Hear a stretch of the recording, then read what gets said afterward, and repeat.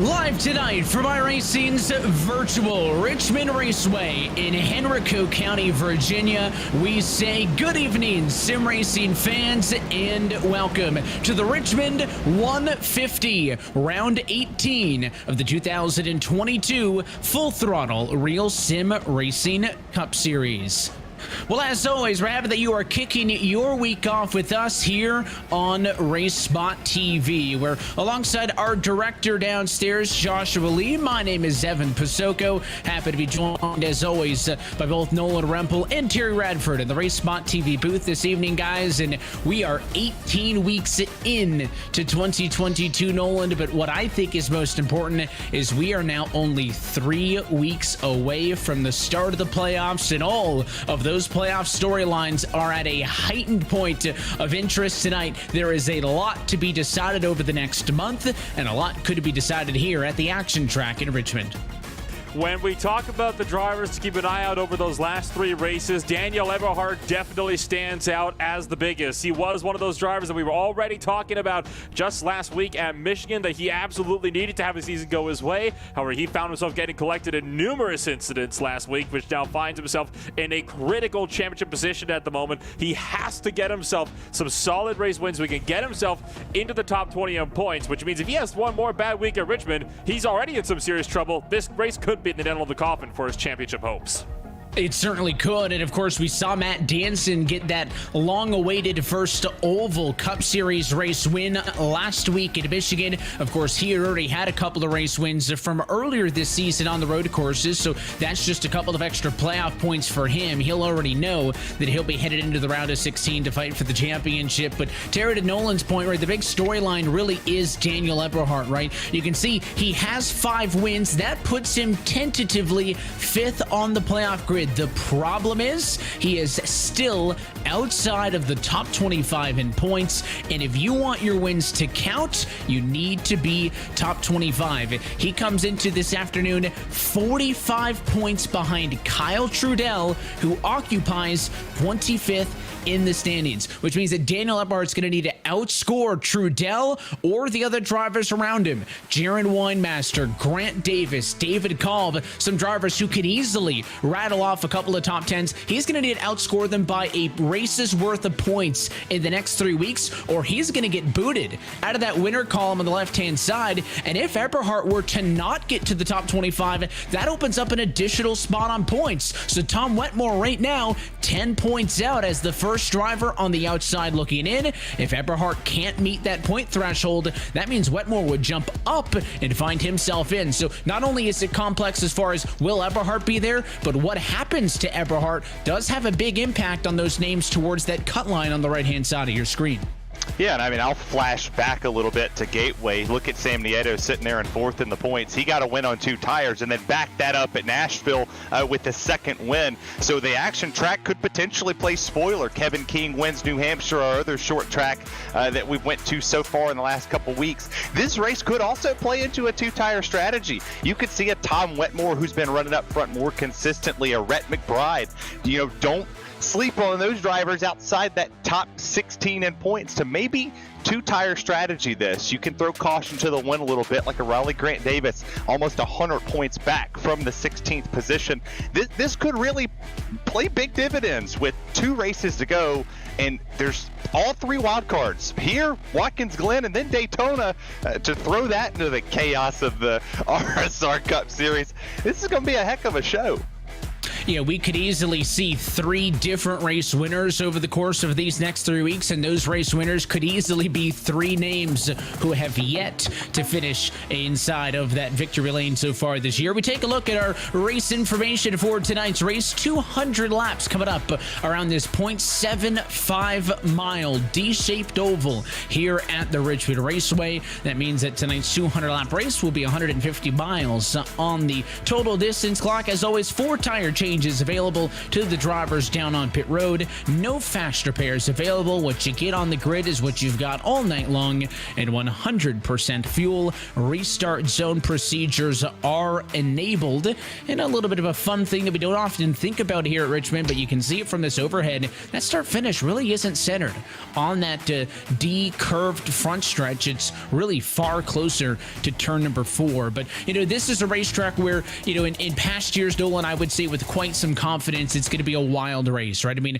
short track racing has been the NASCAR Cup Series' bread and butter, but in the real world NASCAR Cup Series, this next gen car hasn't been that racy on tracks like this. So really interested to see, with all the suck and the draft that these things have had here on the service, how is that dirty air going to compare to what you saw in the real world yesterday afternoon, and what kind of a race we have today under the sunlight.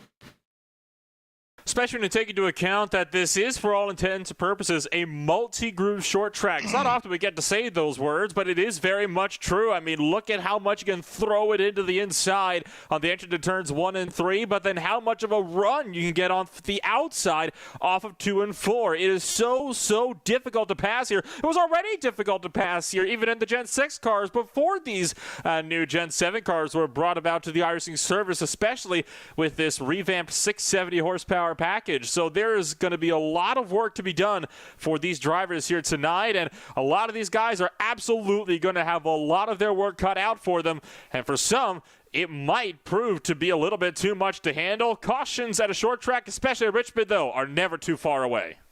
They are never too far away, and this is a racetrack as well that has a long and lengthy history here in this Full Throttle RealSimRacing Cup Series.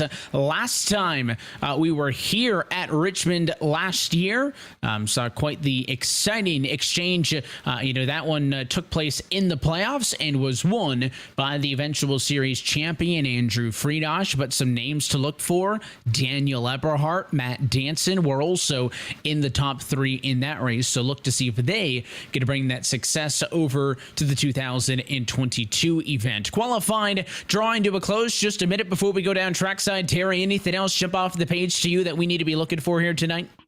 Yeah, I mean, I'm looking. The setup's a little tighter than normal, so I'm kind of curious to see who burns the tires off in the front. This is one of those tracks that when you get on the brake, you arc it to the bottom, and like you said, it could potentially be a multi-groove track. So you could potentially have somebody go to the outside. We saw Christopher Bell be able to make that outside move. Who's froggy? Let's see who's feeling froggy out here. There's a lot of shakers up in the top 10 in qualifying. I'm telling you, this is going to be one of the best races of the season. I've always enjoyed the races over the years here at Richmond under the lights, right? I mean, there's nothing like a short track Saturday night, but it is, a little bit warmer here in the afternoon. Of course, the in-sim time and weather matching that of yesterday afternoon to make it as close as possible to what you saw in the NASCAR Cup Series. 83 degrees Fahrenheit outside, but track temp way up at 120 degrees. We'll see if that's going to eat away at some of the those Goodyear Eagle tires over the course of this race. That being said, we are about set to go racing for the 18th time this season. We go trackside and take a look at your Kayla Synthetic starting grid, and it is Kevin King on pole position, 22.391, besting them all, and he will be joined by the 4 times consecutive series champion Andrew Freenosh starting second. Cody Harris and Sam Nieto going to be a dynamic duo on row number 2, ahead of Spencer Kostowicz and Michael J. Johnson. Nolan, your top 6.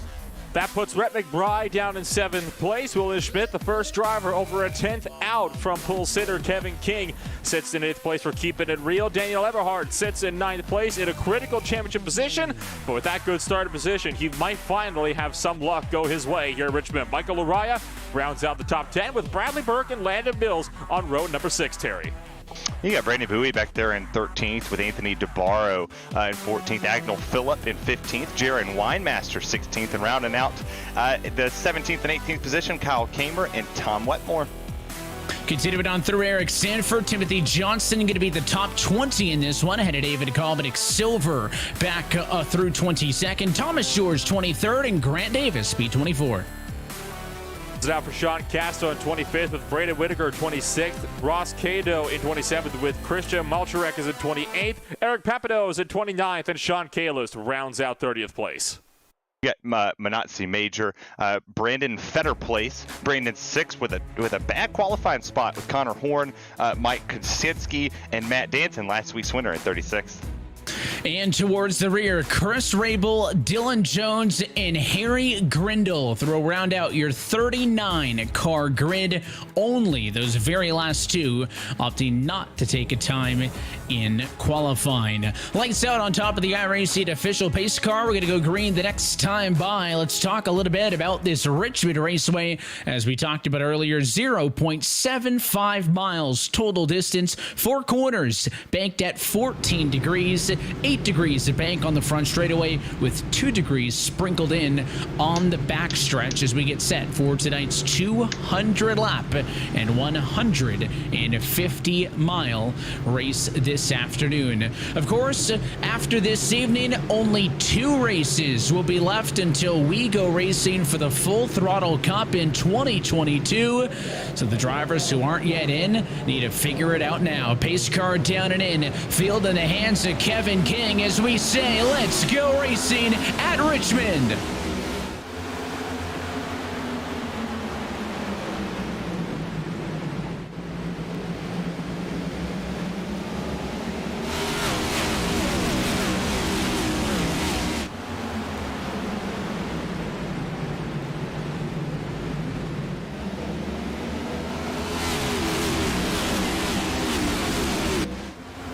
Kevin King going to lead at the end of lap number 1. Some trouble back in the mid pack as Brandon Bowie got spit out of line, but all 39 cars survive the first 3/4 of a mile. Freenosh stays hot on the heels. No change for position in your top 4.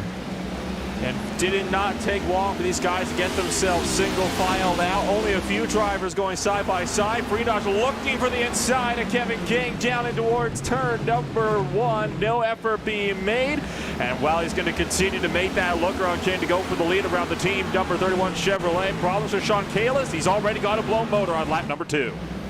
Yeah, that happens here, but you continuously see this battle for the race lead. Fastest lap on the second lap there was Andrew Freenosh. He has a lot of speed early in the run. We'll see what progressively goes on. This is a long run track, Evan. If we can get green flag racing through here, I'll be curious to see who saves the tires, who burns them off, and who's just consistent across the board. I didn't see a lot of lap times in practice that really made me think that there's a favorite long run guy here. It's always tough to tell in practice. A lot of drivers may not use that 60-minute session off at the top, practice elsewhere, and maybe hold those cards close to their chest. But Nobody should be surprised that Friedrich is fast. We just talked about it pre-race. The fact that he is the defending race winner here at Richmond from 2021. Hot on the heels, Kevin King. Of course, King, a winner of 2 of the last 3 races, winning at both New Hampshire and Pocono in the month of July. It's been since May the 2nd that we've seen Andrew Friedrich go to victory lane. Nolan, that was his one and only win of the season back at Dover. Once upon a time, Friedrich used to average about a race win a month in this series, not one a year. You know Friedrich wants more, and he wants to get on a good string of momentum here as we look towards the postseason.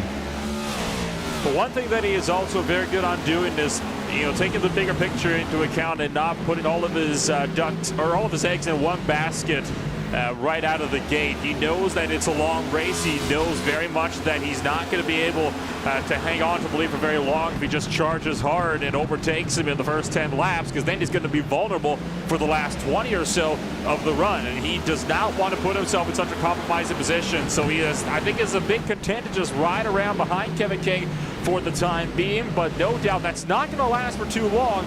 Sooner or later, Kevin King might make that crucial mistake, and Friedrich is going to be right there wanting to take full advantage of it. Yeah, I mean, when I came into this series, I was told that Andrew Friedrich was the guy that was going to he was on a tear. He was always winning. And then he had a hard time adjusting to this car. He had a hard time getting up there and making it. But think about what Kevin Harvick's done over the last 2 weeks in the Real Cup Series side. It's taken a minute for the crusty old vet to come up here and race with some of these newer drivers that understand this next-gen car so much better. Look at him now, turning the wick up now when it matters. How big momentum would this be for an Andrew Friedrich to win here at Richmond, knowing that there's 2 races left, and he's going to a place next week where he could potentially not have a good run. So set yourself up here as now he's peeking down to the low side for the lead into 1. It is a wide open door on the inside, and Andrew Friedrich going to give it a knock, trying to go down and around Kevin King, but the team Chevrolet holds him off, and Kevin King looked completely unbothered by that attempt for the 4-time champ. Behind them, going to go side by side for third is the 28 machine of Cody Harris. Going to get forced out wide. Sam Nieto, the driver, on the move, trying to get his Flat Out Motorsports Ford Mustang through, and he does. So Nieto up to third. And now the question for Cody Harris is, how bad is this going to get? Johnson up the hill, just about took him out, and a bad corner from Johnson. Going to give Cody Harris a spot to slide in line to, guys. If that 39 didn't make that mistake, Harris could have been stuck up top because this whole line of cars was coming, looking to make some moves. And now the next driver on the move, it is Daniel Eberhardt. Was way back 20th at practice, but qualified top 10, and he is making very critical early moves. There's another pass on the outside as he now drives his way all the way up to P7. Good move around Kostowitz there for Daniel Eberhardt as he hangs on now to 7th place on the racetrack. That backs him up into Landon Mills. Lariah having a fight against McBride right behind them. Everybody started to get a little bit more crossed up with each other. Phillip had a bit of a close call just 1 lap ago with Anthony DeBarra with a very late block. You had just seen that at the edges of the screens in the run down towards turn number 1. That's one thing you really have to watch for, is those moves into turn number 1 in particular. It might look like a block, but sometimes it might just be drivers trying to arc it down into the corners. It's so difficult to try to see what exactly you're going to be trying to do here, and who knows, that it might be one of those incidents that sees us under the first yellow flag of the day. DeBarra now is starting to sled back, and all of a sudden he's 5 spots back from where he was with Agno Phillip. Something tells me Phillip wasn't too happy with him. Yeah, I mean, you see a lot of drivers here. You think about the next-gen car as well. With it has lighter, less visibility, where you can't really see what's behind you. So you automatically assume that you're clear. Your spotter will tell you you're clear, but that's a fraction of a second. And we'll talk more about that at Daytona, where it says clear, all clear at the bottom, and then you're just not clear. So you make the move. You look on board here with Bradley Burke, trying to chase up here and get around DeBarra. DeBarra got stuck on the outside, and while it has been working for Daniel Eberhardt, it might not be suitable for some of these other drivers. As you look, DeBarra's lost 1, he's dropped to 15th. Burke's lost 5 down to 16th. So early issues for some of these drivers, and you see the O2 going to the outside. you're either going to get trapped or you're going to be fast. You don't know which one until you get up there and do it. And Michael O'Ryan now trying to continue to kind of compound the issues that you're seeing up on the outside of the racetrack there. At the driver under fire is Spencer Kostwitz in the Go2 car, just stuck up top and continuing to fall further and further back. It's up in front for the moment, but again, we'll see how long that lasts. And behind them, Agnew Phillip trying to make a move on Rhett McBride, but unable to do so. So both those drivers, in fact, on the move. McBride down 4 spots rather, but it's Phillip +3, so kind of on a bit of a collision course. Up front, though, your top 2 pulling away. You can see that Kayla Synthetics leaderboard. The gap is about 6 to 7 tenths of a second from the top 2 back to Sam Nieto in 3rd. They have far from checked out, but they are certainly at this juncture 20 laps in to this 200-lap contest, showing that they are the class of the field on the short run. I would really love to see this race stay green so we can see what these cars have long run, because as we were talking about earlier, didn't see a ton of those long runs in practice. That's where that big question mark comes in. But if you had to ask me, Nolan, 2 of the guys who are the best long run, it's the 2 we're looking at, Kevin King, Andrew Freenich. That's their bread and butter right there. Well, a 6 tenths of a second might not seem all that much when you go to tracks that have a lot of draft. For example, Michigan just a week ago. But at a short track, it's a much more significant gap because it's not about the draft on the 3/4 of a mile short track. It's about how good you are in entry and how good you are on exit. Horsepower has a lot more to play in than aerodynamics when it comes to a circuit like this, and that is what is allowing these guys to be able to get themselves a solid run. They know the line to take, and they have been utilizing that line lap after lap, time and time again. It might be a little bit closer if Freenich had tried to make another attempt and force the issue on Kevin King earlier, but instead he backed out. Now they're starting to build a bit more of a gap. Looking back into the field, the fight for 17th between Winemaster and Silver. Silver on the bottom, trying to make a move around the XBM 48 Chevrolet through 3 and 4. That is going to be a successful move for Silver. Kyle Kamer trying to follow him through. Yeah, Kyle Kamer was trying to make that stick, but he's not going to be able to do it. He backs out of it, not trying to force it 3 wide this early. He's going to go to the outside here. We'll see if he can make that momentum happen. He'll get to the bumper, a little shove down there, and now we're going to have Timothy Johnson put his nose down there. Oh, the 48 almost backed the corner and parked the bus in the center.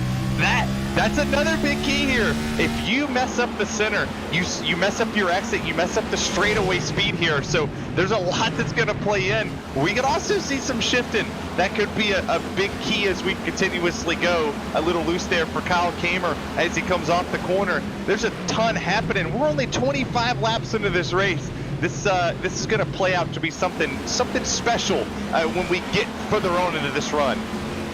And Jared Winemaster plays a big picture in this championship as you see the 6 car going the wrong direction down on the inside of the racetrack. That is some positions lost for Thomas George, because we talk about Eberhard, right? It's not as simple as Daniel Eberhard needs to pass, score 45 points, if you will. He needs to outscore Winemaster, Chambliss, Trudell. I mean, he's got to beat those guys by 45 points. So if Winemaster can turn a 16th into a 10th, that's going to make Eberhard's life much more difficult. But right now, Daniel's doing what he needs to do. Comes into tonight with 2 race wins, but still outside of the top 25 of the points. He has driven his way from 9th on the grid to 7th. Many of his championship competitors back there have lost a few positions. So again, Daniel Eberhard's doing what he needs to do, Nolan, but the speed is not the issue. Daniel Eberhard has had speed all year long, but he's only got 3 top 10s in 13 weeks. The issues for Eberhard are staying out of trouble and making it to the scheduled distance. And they most certainly are, and so Daniel Eberhard is going to have a lot of work ahead of him. He wants to continue to rack up those top 10s, get those points. He needs to have these races go his way. 3 wide through turns 1 and 2. That's tight between Winemaster and Casto on the exit. Grant Davis trying to get through there as well. This is through 21st on back, with the fight for 21st place between the 24 and the 52. You've also got Matt Danson, last week's winner in this little pack as well, with Eric Stanford fighting it out as well. They were looking 3 wide a couple of times, trying to go for it again as Brandon Six wants to find a hole as well in the midst of all of this. Yeah, I mean, I never would have thought that Matt Danson, coming off of that big win at Michigan, getting his first oval win in RSR competition, to be, mired back here just a little bit. Not something that I thought that I would see, but he's making his way to the front. He started very far back here. The 38 is making moves. He's making moves when it counts. I go here. He's up 14 positions since we started this race here. So making moves towards the front, doing what he has to do. And I'll go back to your point on Daniel Eberhard. He's losing positions now. Now he's out to the outside. He's cooked his tires. He drove that thing up a couple spots and set in a spot. Now he's on the outside pinched. Now look at everybody going around him. He goes down to 10th. Now he's getting a challenge here on the bottom. This is going to drop him to 11th. He's falling further and further back, and he's falling into the clutches of the drivers that he has to beat. He has to beat them over these next 3 races. And, well, we know he has a short run car, so we'll see what he does here. Oh, look at that driver hanging on that sucker back here. And it was Anthony DeBarro who just about put it into the inside wall off of turn number 2. Got real squirrely. Did a good job of catching that car at the same time. We saw Kostowitz, who, again, newcomer to the series on a part-time schedule here in the second half of 2022, making the pass on the veteran in Daniel Eberhard. And Eberhard, after going 2 positions to the green, is now 2 positions in the red from where he started this race, and has fallen outside of the top 10 as your race leaders now work on lap number 35. We referenced earlier the issues with Sean Kalis with a blown engine. The 43 has gone to the garage. Mike Kaczynski also with some problems. He's on pit road. That takes 2 of the cars who started this race out of it, but the other 37 still all scored on the lead lap, and a caution at lap number 36. And there are several cars on the back straightaway in the fence. Eric Papineau is one of them. And I think it started between him and the 29 at Chris Rabel. We'll have to wait to see the replay before we'll know for sure. Has already taken the responsibility for this incident, so Rabel definitely at the heart of this thing. We're looking at the race spot replay. Bit sides out of the corner, and Papineau actually picked the 29 off the ground. Rabel upgraded to the wall and just got up on top of the hood of the windscreen of Eric Papineau and just hooked the 37 around, and it looks like Malcharek, who might have been involved, just had a bit of a save while clipping the apron, completely unrelated. Yeah, clips the apron on the bottom, and then car just gets loose, and then bam!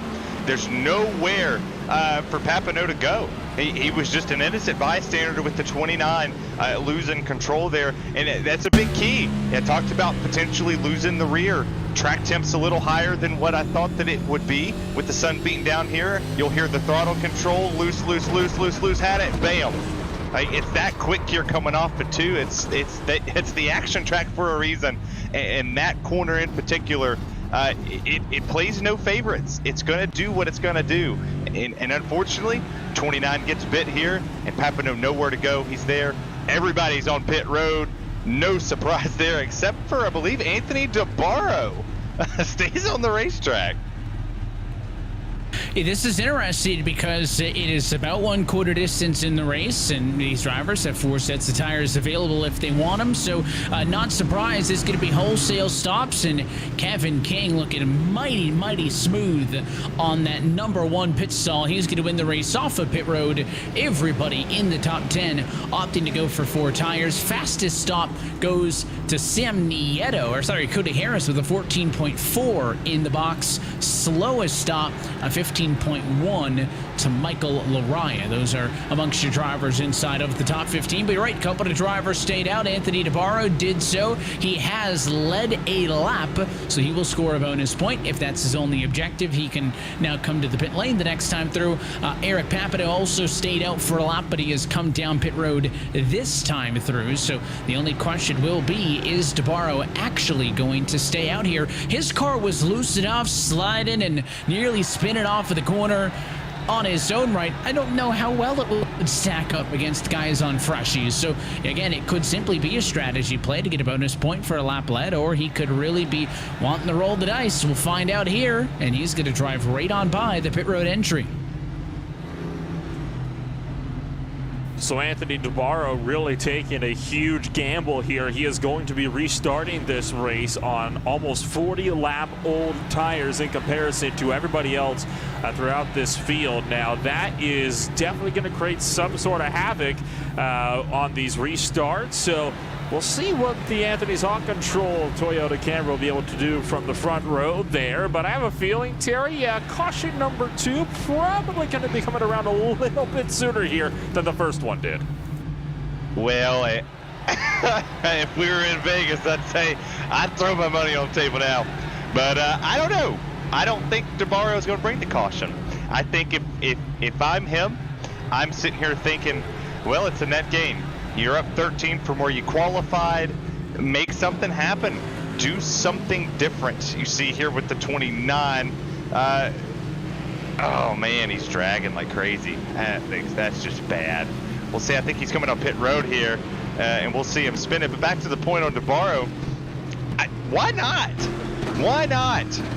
Who cares? You know, you're out there. You're leading this race. They're going to wreck behind you. What a spin. Did he almost land points. that? Yeah, he almost landed it. But who cares? Who cares for DeBarro? DeBarro stays out here. What's he got to lose? A wrecked race car? He hopes that everybody else wrecks behind him, because then that's more spots. It takes him out of the portion that's normally the Hornet's nest. Good on him. I hope he can stay up here. See how it shakes out. His tire is going to be 37 laps older than everybody else as we take the green flag 41 laps down in Richmond. It's a good restart for the 27, and here comes Sam Nieto up the inside trying to fight with King, but there comes the logjam behind DeBarro, and Kevin King goes to the race lead, and they're going to split this 27 car 3 wide all the way through the field.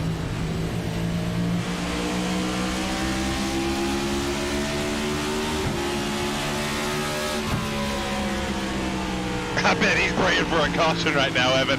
I mean, oh, he slid up the track. Dang, I thought he had it. He's praying. Come on. That's all he's saying is, come on, caution. He was praying for one on the restart there, and it didn't happen. And there he is again. I mean, it's a little bit sketchy when they're going high and they're going low, so he realizes I'm going to be way off the pace here. He gets to the very outside. It's going to cause for some unique moments when you're 3 wide, corner exit for the field. I mean, they're going to have to be vigilant getting around him, but certainly it could have been worse. And, you asked what could you lose. Anthony DeBarro was a 14th placed car when this race started. He's going to be probably 38th by the time this run's done. I get that gamble from a car in the high 20s, the 30s. I don't get that gamble from a car in the teens. And off of 2, way to the inside, was that Mills. No, it was the 39 of Johnson. He'll pull up, shut the door on Eberhardt, and everybody feeling antsy at this point. Here comes the 90, 3 wide to turn 1.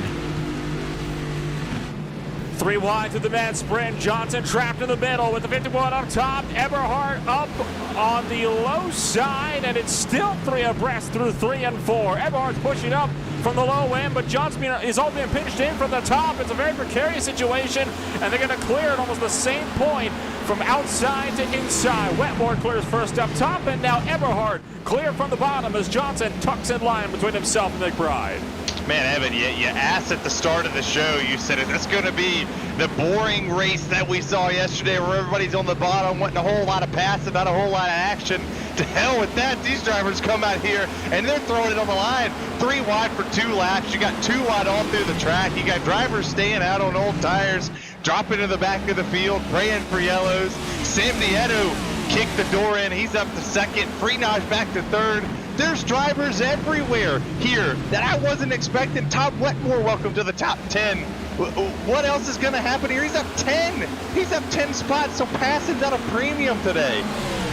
And here's a little bit more 3 wide. That might not work. William Schmidt just about cleaned out Cody Harris, but somehow they avoided the contact, and a lot of that was Landon Mills hitting the eject button from the 3rd lane. He's not done yet, and there he goes. goes. Mills into the outside wall, but he bounces right off of it, so he'll be okay. But hard hit to the right-hand side. No yellow. This race stays green.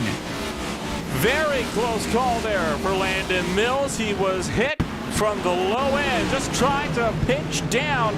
I believe that was Kostowitz a bit too much, and he found himself being sent up in towards the outside wall, and it was the 0-2 that he found himself in trouble with. So there's the replay, and right there's the touch up into the outside wall. Get set, son. I'm telling you, Evan, everybody out here, it's 2 to go for the playoffs. It's eat or be eaten. That's what they're doing. And right there, the 0-2-8. He just said him. He's like, yeah, guess what? I don't care. I don't care about you. We're both part-timers. I care about me, and that's it.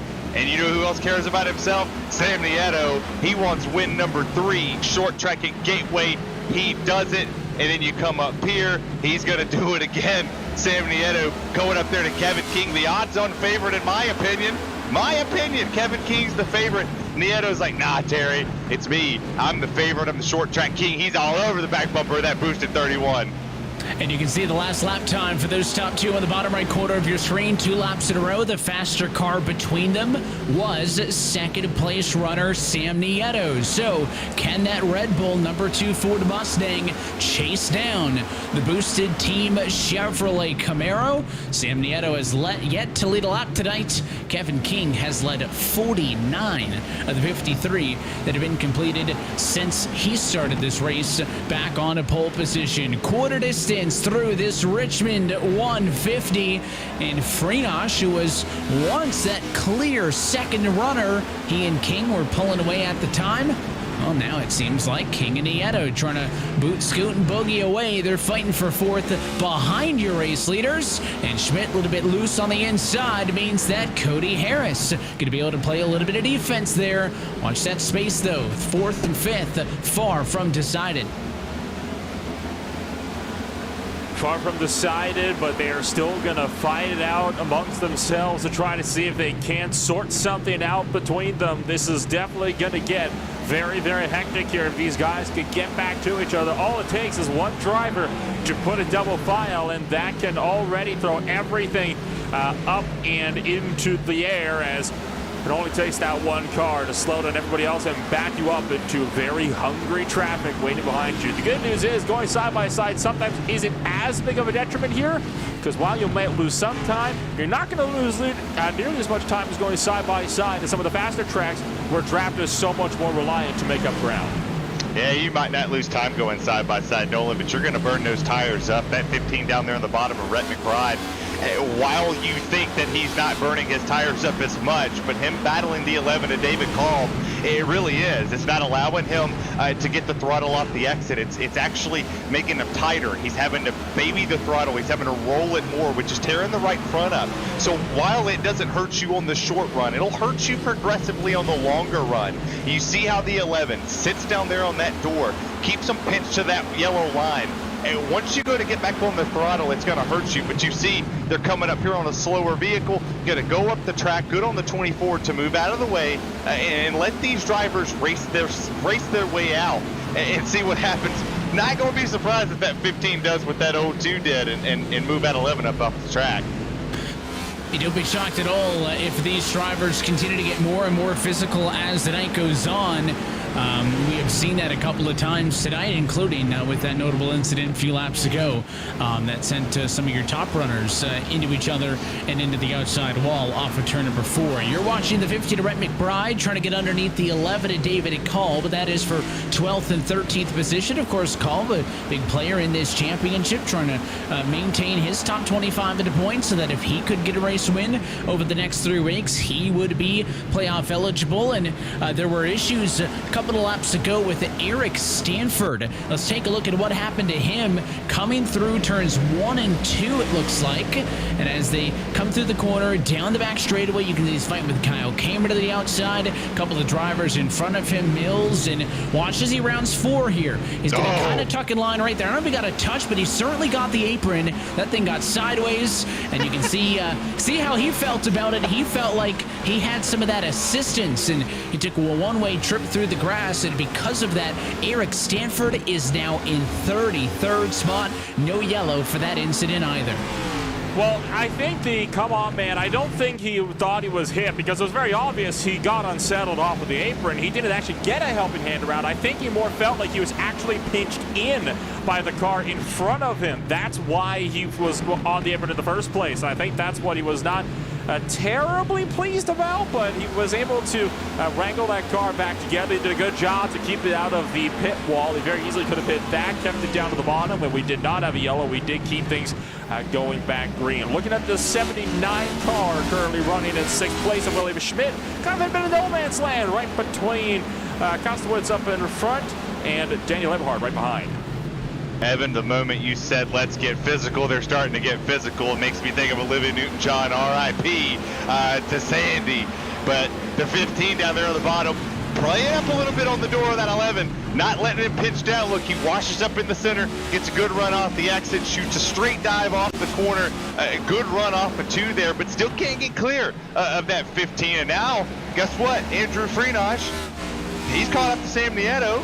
Nieto was faster than Kevin King for about 5 laps or so, and now Andrew Freenage is clicking off fast laps. Gets 23.75s, 23.77s for Nieto. While that's only a couple 100ths of a second, it's still faster. He's running a much better line, more traditional line here around Richmond. Right there on that yellow line, just painting it all the way around. Good battle so far for second, though.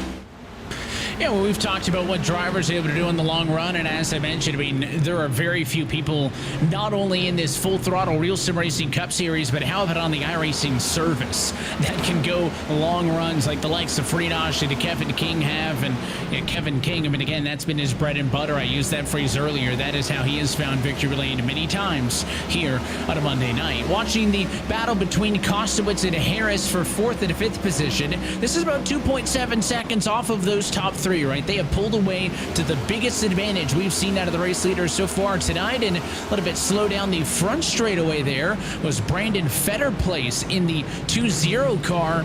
There was contact between he and Harry Grindle at a battle for 28th and 29th, and this one almost ended in tears. Watch this, the 20 car coming down the back straightaway, and he's going to get, the 70 gets loose, right? Makes some mistakes, so Fetterplace goes to take advantage, and Grindle really didn't care and threw it in there to protect the position. And I'll tell you what, nice piece of driving by the 20 to not end up in the fence, but that cost him about a half a dozen spots. To be fair to Grindle, though, I mean, Fetterplace didn't exactly leave a whole lot of space to go. Grindle kept it pinned to the bottom, and Fetterplace, well, he's the one that came down 3 lanes into the number 70. So I imagine both those drivers have their own opinions as to what took place there. Sam Nieto still fighting his own car, trying to build a little bit of a gap up here over Andrew Freenage in 3rd place right behind, but it is looking as though Freenage has been steadily reeling him in lap after lap, and now this could be one of those battles where Freenage starts to make progress up towards the front of this field. Yellow flag is out once again. Agno Phillips sideways up the corner. That's a precarious place to be stopped. Looks like everybody will avoid him, though, without getting into him. Oh, and nobody hit him after it. Wonder what made him spin. It looks like potentially the way he's around there could have been just on his own, just a little loose off the corner. We'll see here as we come to the front. Nobody's behind him, so not really on it. Maybe he had to lock him up.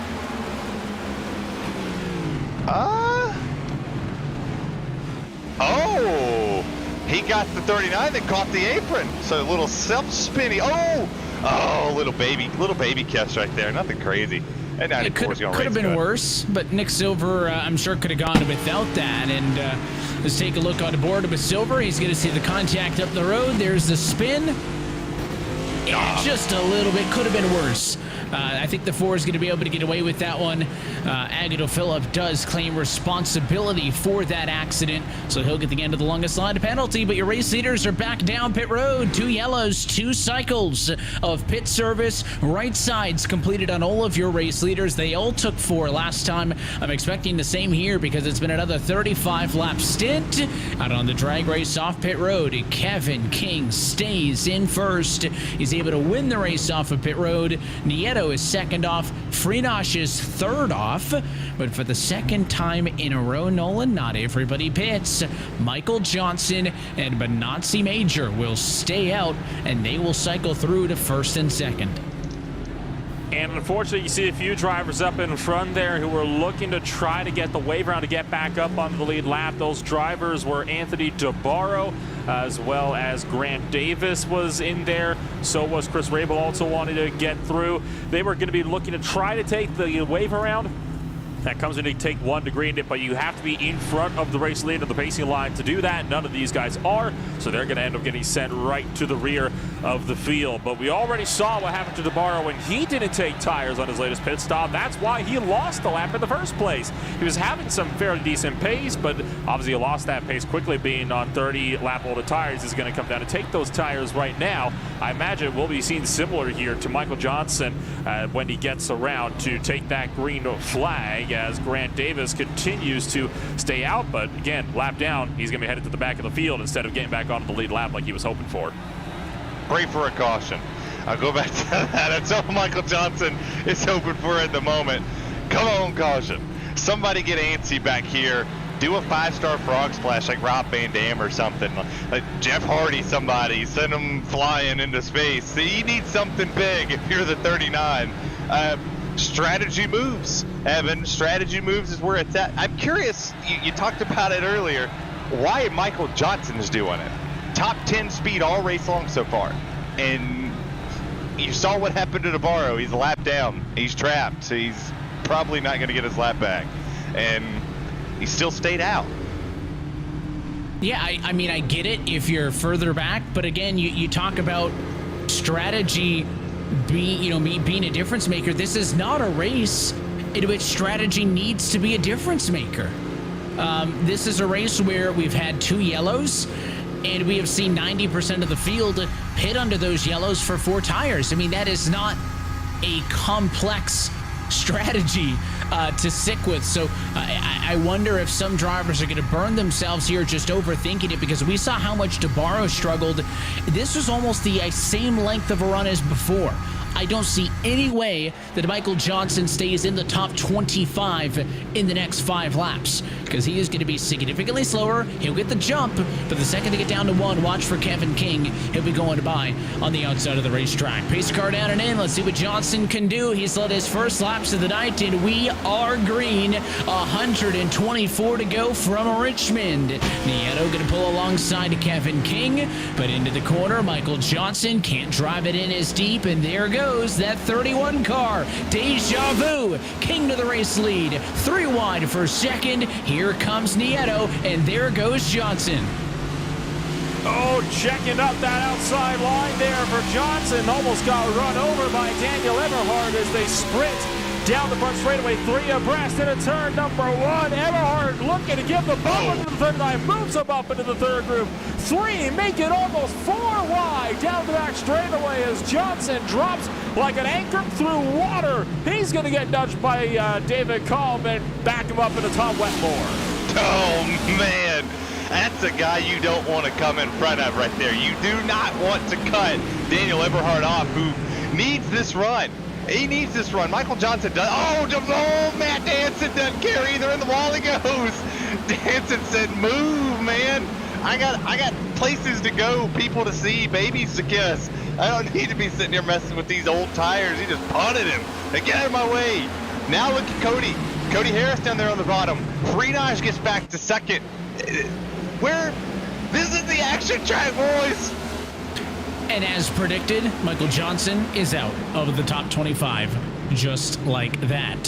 So King, Freenach, and Nieto continue to be the big three in this race, although with that block, if you will, of the slower Johnson car on the bottom, Sam Nieto loses a spot in this, right? He pulled alongside King for second, but got stuck behind the slower Michael Johnson entry, and that allowed Andrew Freenach, who restarted fourth, to pass him on the outside. So Freenach back to second, Nieto falls back down to third, and then it's the battle for the rest. William Schmidt on the inside. Spencer Kostowitz still having one of his best nights of his short season so far, but he's the lone car on the outside. Wonder how long that can last. Schmidt felt cleared him, but Schmidt got loose off of two and breathed new life into the hopes for the O2 car up top. Is again, he really needs to get this spot or get in line, right? I mean, he doesn't want to get caught out, and let's see, tried to do it, but here comes Lariah. Lariah saw it coming from a mile away and tries to shut the door for the O2. I think Kostowitz will find it though right here, and yes, he will.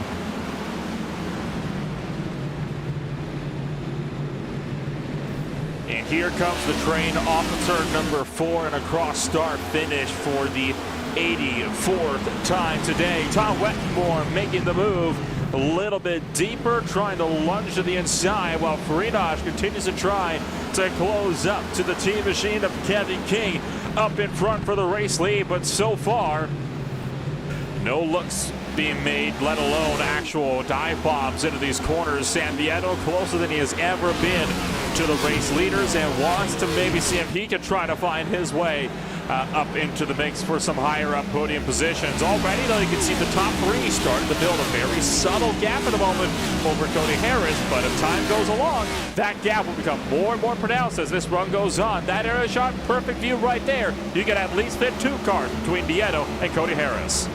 Fastest car on the racetrack at this moment is the third place driver, Sam Nieto. He's ran back-to-back 23.08s. He's had very fast pace in that machine, very close-knit top 10. They're all within a bracket. Timothy Johnson, Dylan Jones ran a 23.0. Brandon Six actually is the fastest driver out here at the moment. These drivers putting together some very fast lap times. You see Sam Nieto's last couple laps before and after the restart. So a big shift here. So you start to see the 22.8, 22.7 got faster as the run progressed, but look at the times that he was able to put down before he dipped into the 23s. You know, he was able to continuously keep going, and he's not falling off the pace like some of these other drivers, you know, really have so far. He's still one of the fastest drivers out here, sitting in third, getting an opportunity to see what the lines in front of him are. And as these leaders progressively race with each other, I'll be curious to see if that 2 is able to really capitalize and save his tires and not really burn them up as we go on this short run here. There's the onboard look with Freenach looking up to the race leader Kevin King. Some lap traffic on the horizon and Grant Davis. That's good news if you are Daniel Eberhardt, because Grant Davis is one of the drivers you are theoretically chasing down to catch up to in the points. Jaron Weinmaster, another name as well, 26th in the standings out of this race, finishing in 36th. Grant Davis, the other two. So, I mean, those are names that Daniel Eberhardt wants to see struggling. And Daniel Eberhardt putting the 24 car lap down right now, so Eberhardt may still have some hope left in his playoff chances. But you know, one thing you mentioned, Olin, off at the top with Freenach, right, is that he knows when to make it count, right? He's not gonna kind of waste his energy, and we've seen that up front, right? We really haven't seen anybody, even when it was Nieto on the bumper of Kevin King, force the issue, right? He's not trying to run through him. He's not diving to the inside, really. They took one look, I remember earlier, but for the most part, they seem content. Just ride around, match the pace of the guy in front of you, and learn.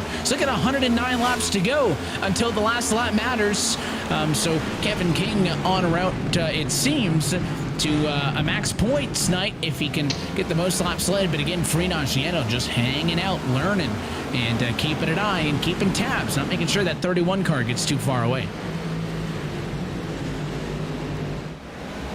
He's certainly doing his best to make sure that 31 car is kept in check. You never want your opponent to get so far out to the point where you're going to find yourself being able to witness them making mistakes, but you're not ever able to capitalize on them. He wants to keep them honest, and so far they're doing an excellent job of doing just that. Lap traffic on the horizon. Benazzi Major has been slower by almost a whole second than your race leaders for the last several laps, and Kevin King is going to be catching up to that 82 Sprite machine within the next 2 laps here. You're looking on board at the back end of that number 82 car. They're going to be catching them this time by off of turn 4, I reckon.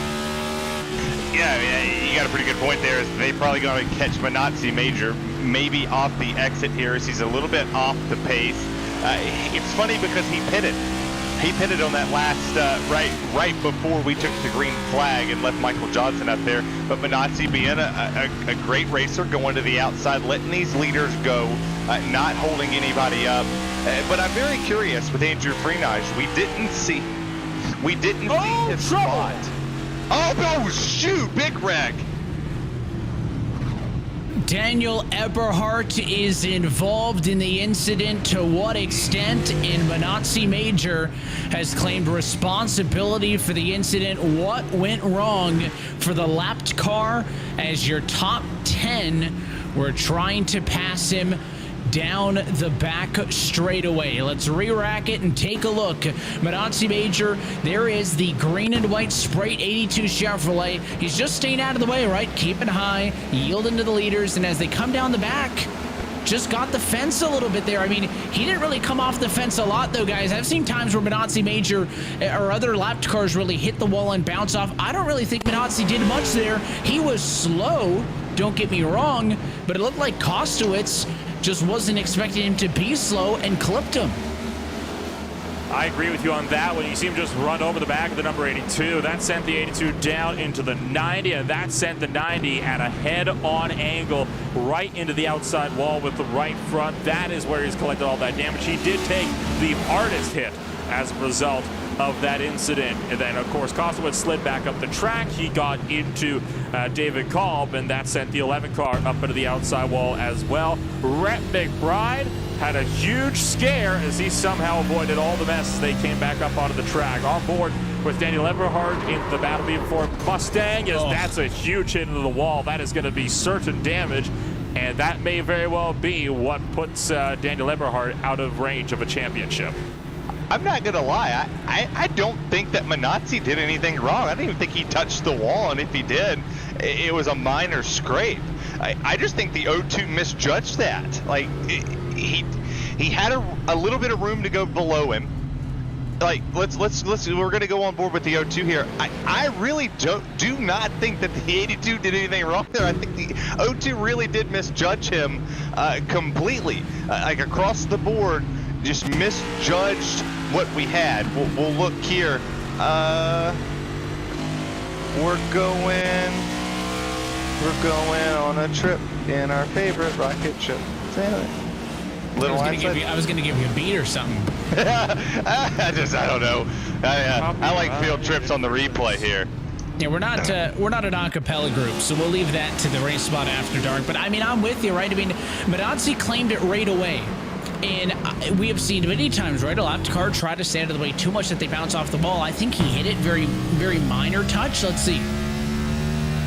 It's Dylan Jones. I mean, he's on the fence, but I agree. I don't think he dropped down at all. I think it was just, and there is something to be said too, right? For if you're Kostowitz, you're racing behind somebody, you probably don't anticipate Benazzi Major going to be 20 miles an hour off pace, right? So you are a hazard if you're 20 miles an hour slow. I get Benazzi took the corner real easy to try to yield to everybody, but I mean, he claimed it right away. So it will go down as at fault to Benazzi Major, but I think there were other drivers in that who could have done a better job of avoiding it. But I mean, guys, Daniel Eberhardt, how many times do we have to talk about this week after week after week?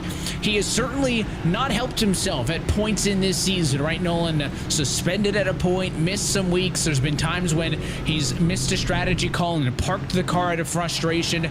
So if you take all that away, he's probably still in the playoffs. But it is fair to say this is, what, 3 weeks in a row?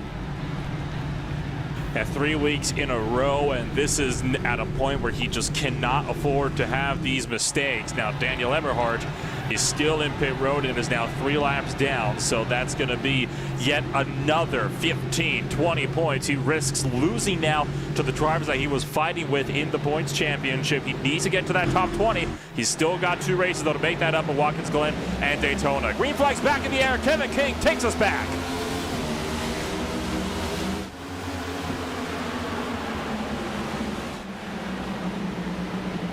Oh, they're making contact. They're full wide.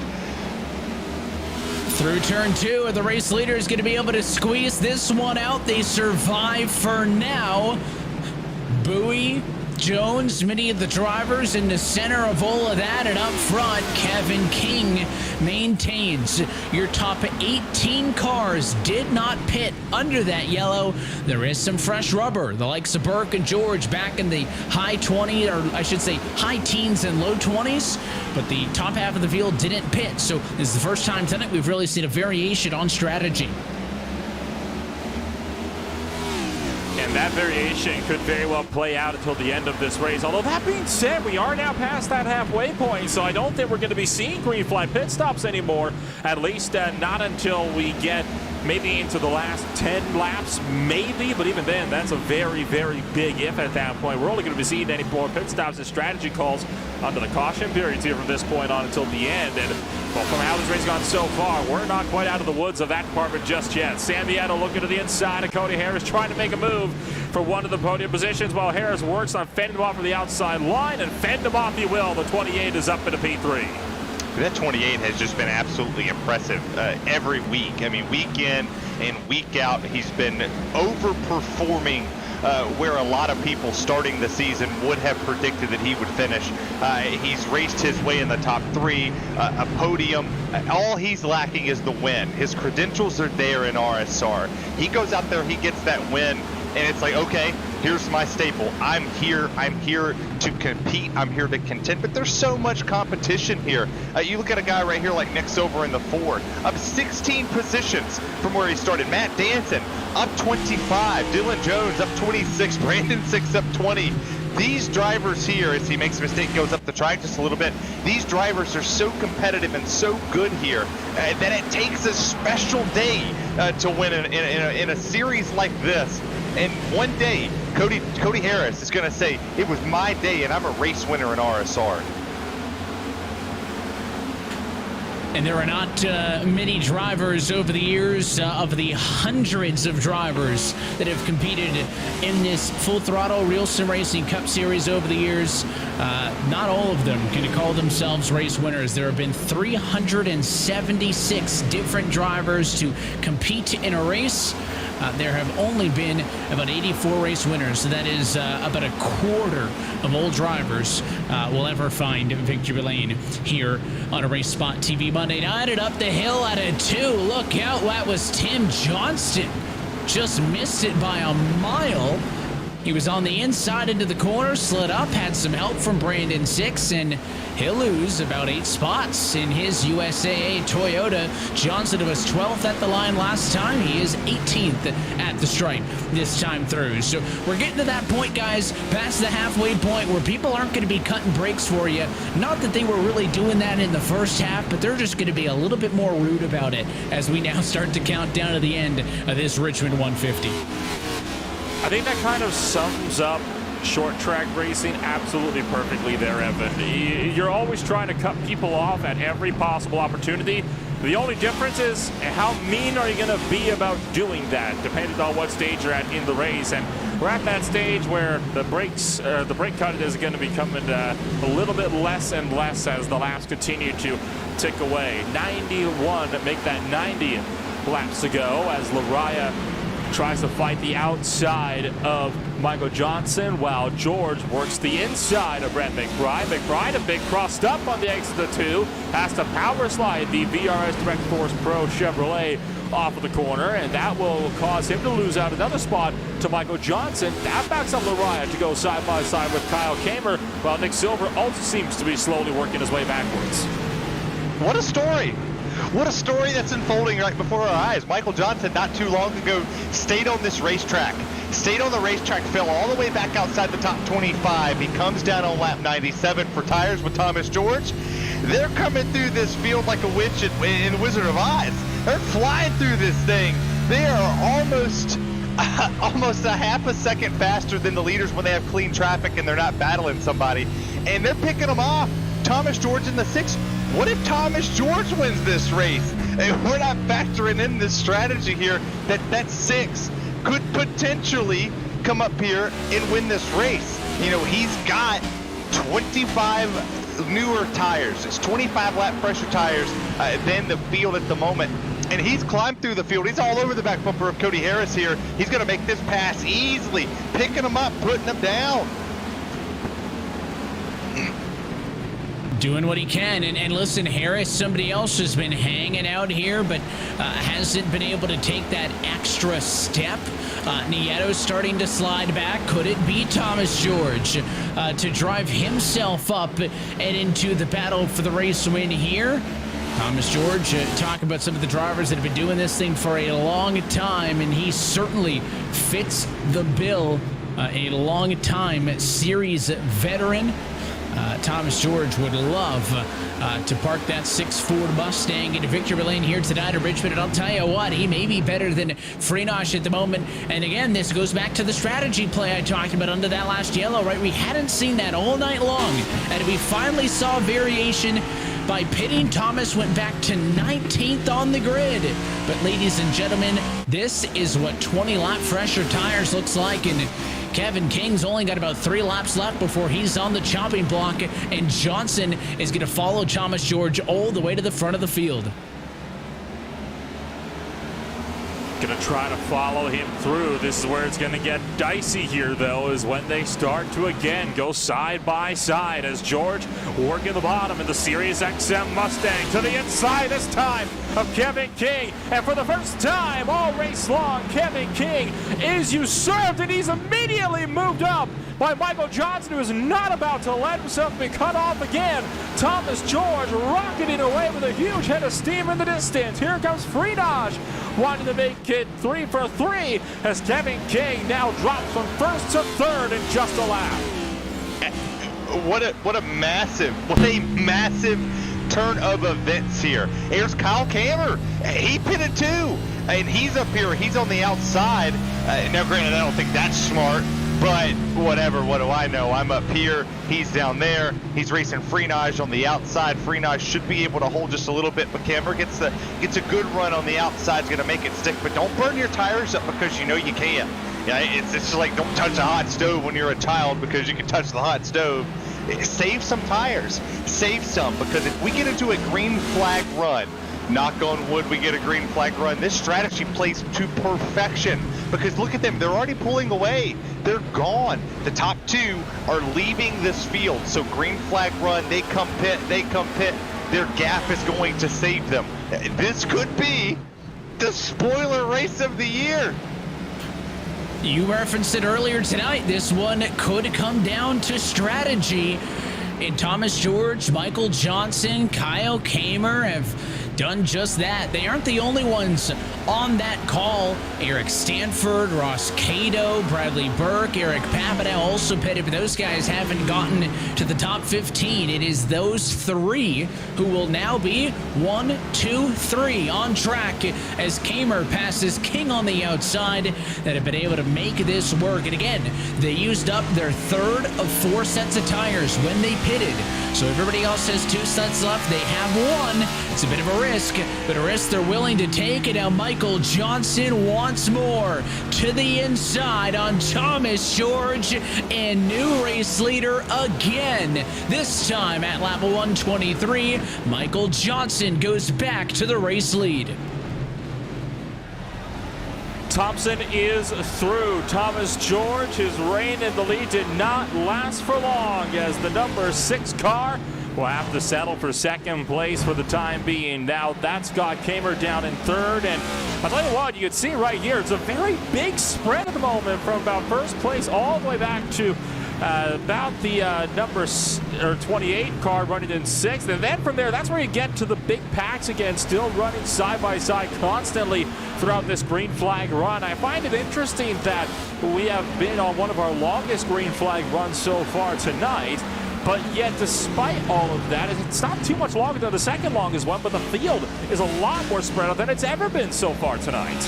Yeah, and sitting here looking at the point standings, while this is a massive points day for Thomas George, this could put him into the playoff conversation, if not into the playoffs, going into 2 tracks for him that might not be the strongest in Watkins Glen and Talladega. But you got the leader here, Michael Johnson. He doesn't need this win. He's sitting 12th in the points. He's 193 off of Brandon Six up at the top. But look at Kyle Kammer.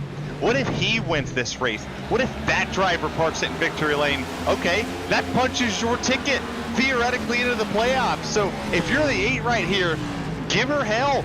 Go win this race, because that's your shot. That's your only shot at the moment to win.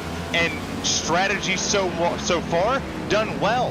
While he is closing in on this leader, look at him. He's chopping it down in the corner. He's going in, and the time just starts dropping. He loses a bit off exit in the front.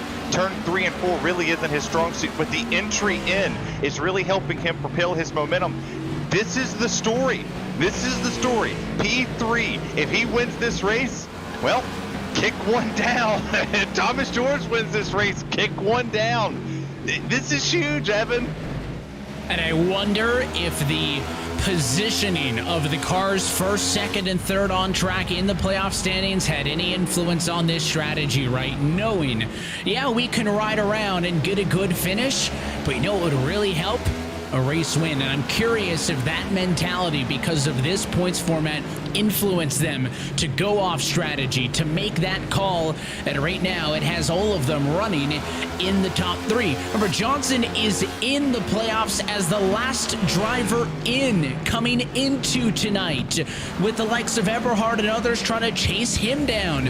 A win for him would give him confidence. We just saw George's stats, right? He comes into tonight just under 30 points out. A win would lock him in, but a lot of points from second place guys would still give him a fighting chance as well. And then Kyle Kammer down in 23rd, a little bit more iffy, likely needing a win, but in the top 25, so a win would count. So there is a lot on the line for the drivers running first, second, and third, and we'll talk about this paradigm between the two of them, because lapped car passing them. Daniel Eberhard back on track, 29 laps down in 35th position. If he can finish this race where he sits now in 35th position, Daniel Eberhard will walk out of here with 2 race points. Not a good night for the Donny car, but something we haven't seen out of him in the past is trying, right? Staying late with a damaged car, limping it around, because he knows at this point in the year, if he can pick up 1 or 2 more, could be a big difference. Problem for him is all the cars in front of him are still in the race. There's no cars that he's automatically going to pass, so Daniel Eberhard may be hoping for some chaos late in this race. I do find that a bit interesting. It's not often that you see Daniel Eberhard, sticking it out back on track. Usually he's one of those guys that will, tend to kind of just, park for the night. It's like, well, that's it, race is over. But I think it's finally started to sink in, just how much of a critical position he is in, and that is why we are seeing him put in so much effort despite being so far down the running order. You can see Bradley Burke in pit road. He's not the only one. San Nieto, who was running in the top 5, he is also in for service, implying that some of the guys out there might not be as safe as we might think. Let's play some hypotheticals here for a second, because you think of how far some of these drivers are for the leader. 5 seconds back for Kevin King at the moment. It doesn't matter if he pits. He could go maybe 7 laps before he begins to maybe catch these race leaders, and he's losing a ton of time. So by the time he pits, he might be 8-9 seconds back off of him. You go all the way back to 8, Matt Danson, 10 seconds back. So there's a big gap that's going to be around this track, as you see the track map down there where the leaders are sitting here. to where you go. You see the 39 right behind the 04 down there that just crossed this start-finish line. Look how much time the 31's lost. He is almost a quarter of the track away from that 39 machine of Michael Johnson. He's going to have to short pit this hard. And a lot of these drivers just saw Sam Nieto pit. How long before we see a driver like Kevin King or Cody Harris? Because that could be the difference of winning this race. But does it suck the leaders down too? Or do they stay on the racetrack and knowing that they have 0 sets of tires, Evan, if they pit and a caution comes out, all those other drivers who stayed on the racetrack, they have a set. They're going to come get it. This is a massive strategy call. They need this to stay green for a long time.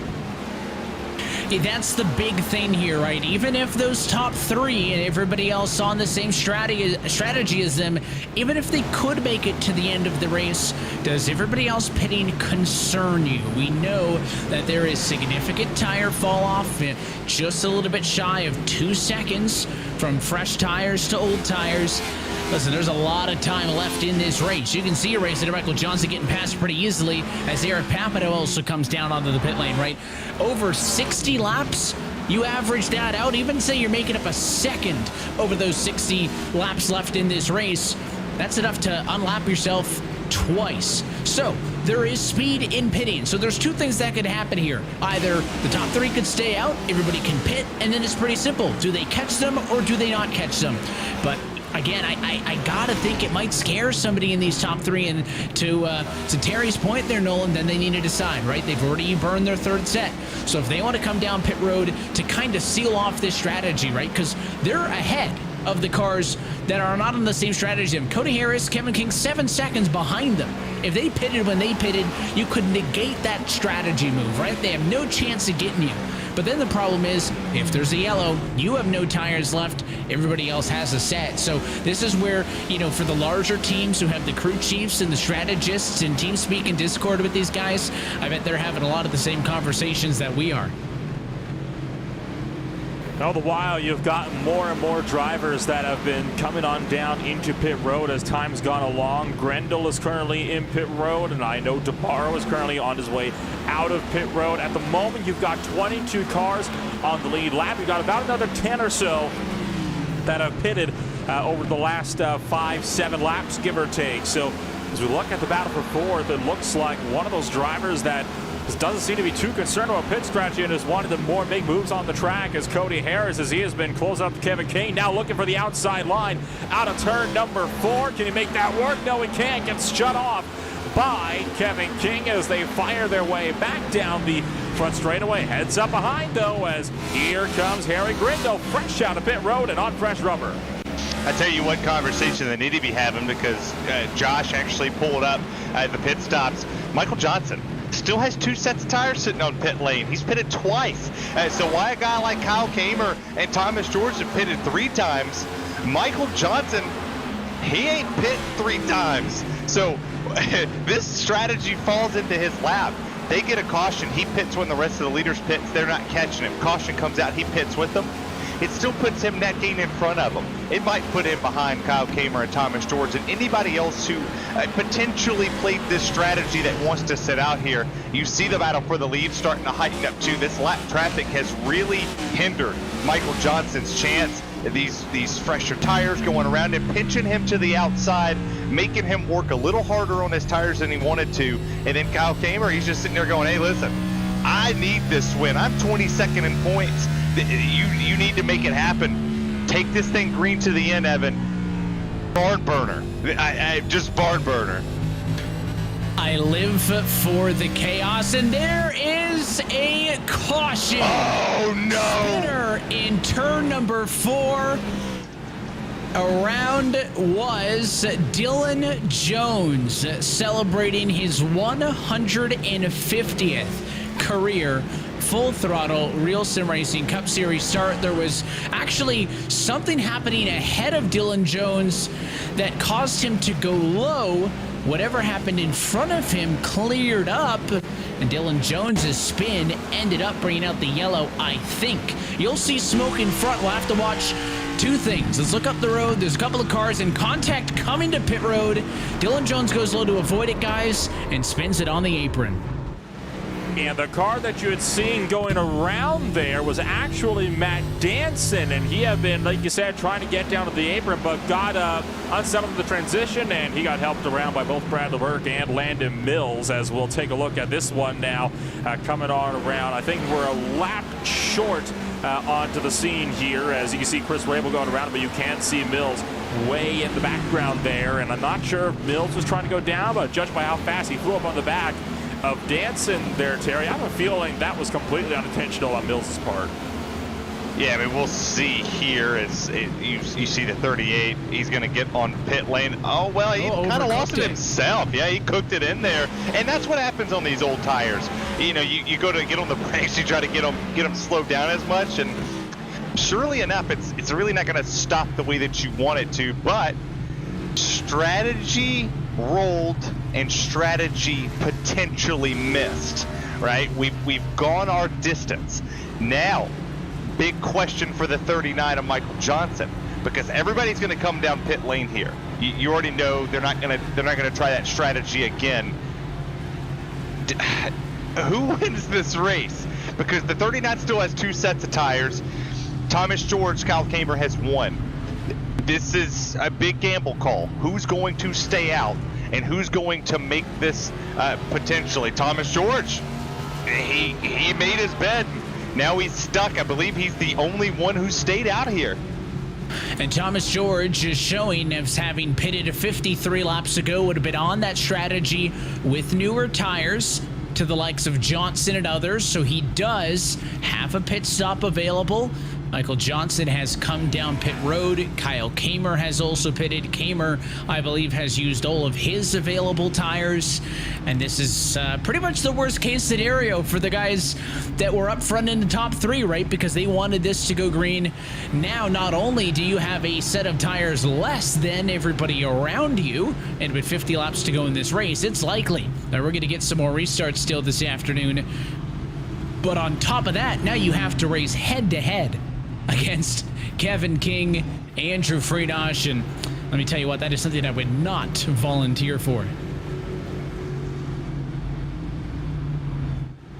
So we mentioned when the yellow flag came out about 50 laps ago, right at halfway, that this is where we were going to start to be seeing not nearly as much quarter being given when people are trying to close off passes, especially from guys a little bit further behind. Well, now we're in the final quarter of this race, so we're 50 laps shorter than we were back then, so I have a feeling it's going to be even less so nowadays. The good news is this time there are a couple of drivers that will be able to get the wave around the iRacing pace car, those being Connor Hort and Harry Grindell. George has the inside, and that's what he'll keep. Johnson is putting himself on the outside line while the field continues to gradually sort themselves out deeper in the field. Evan, this is going to be crazy.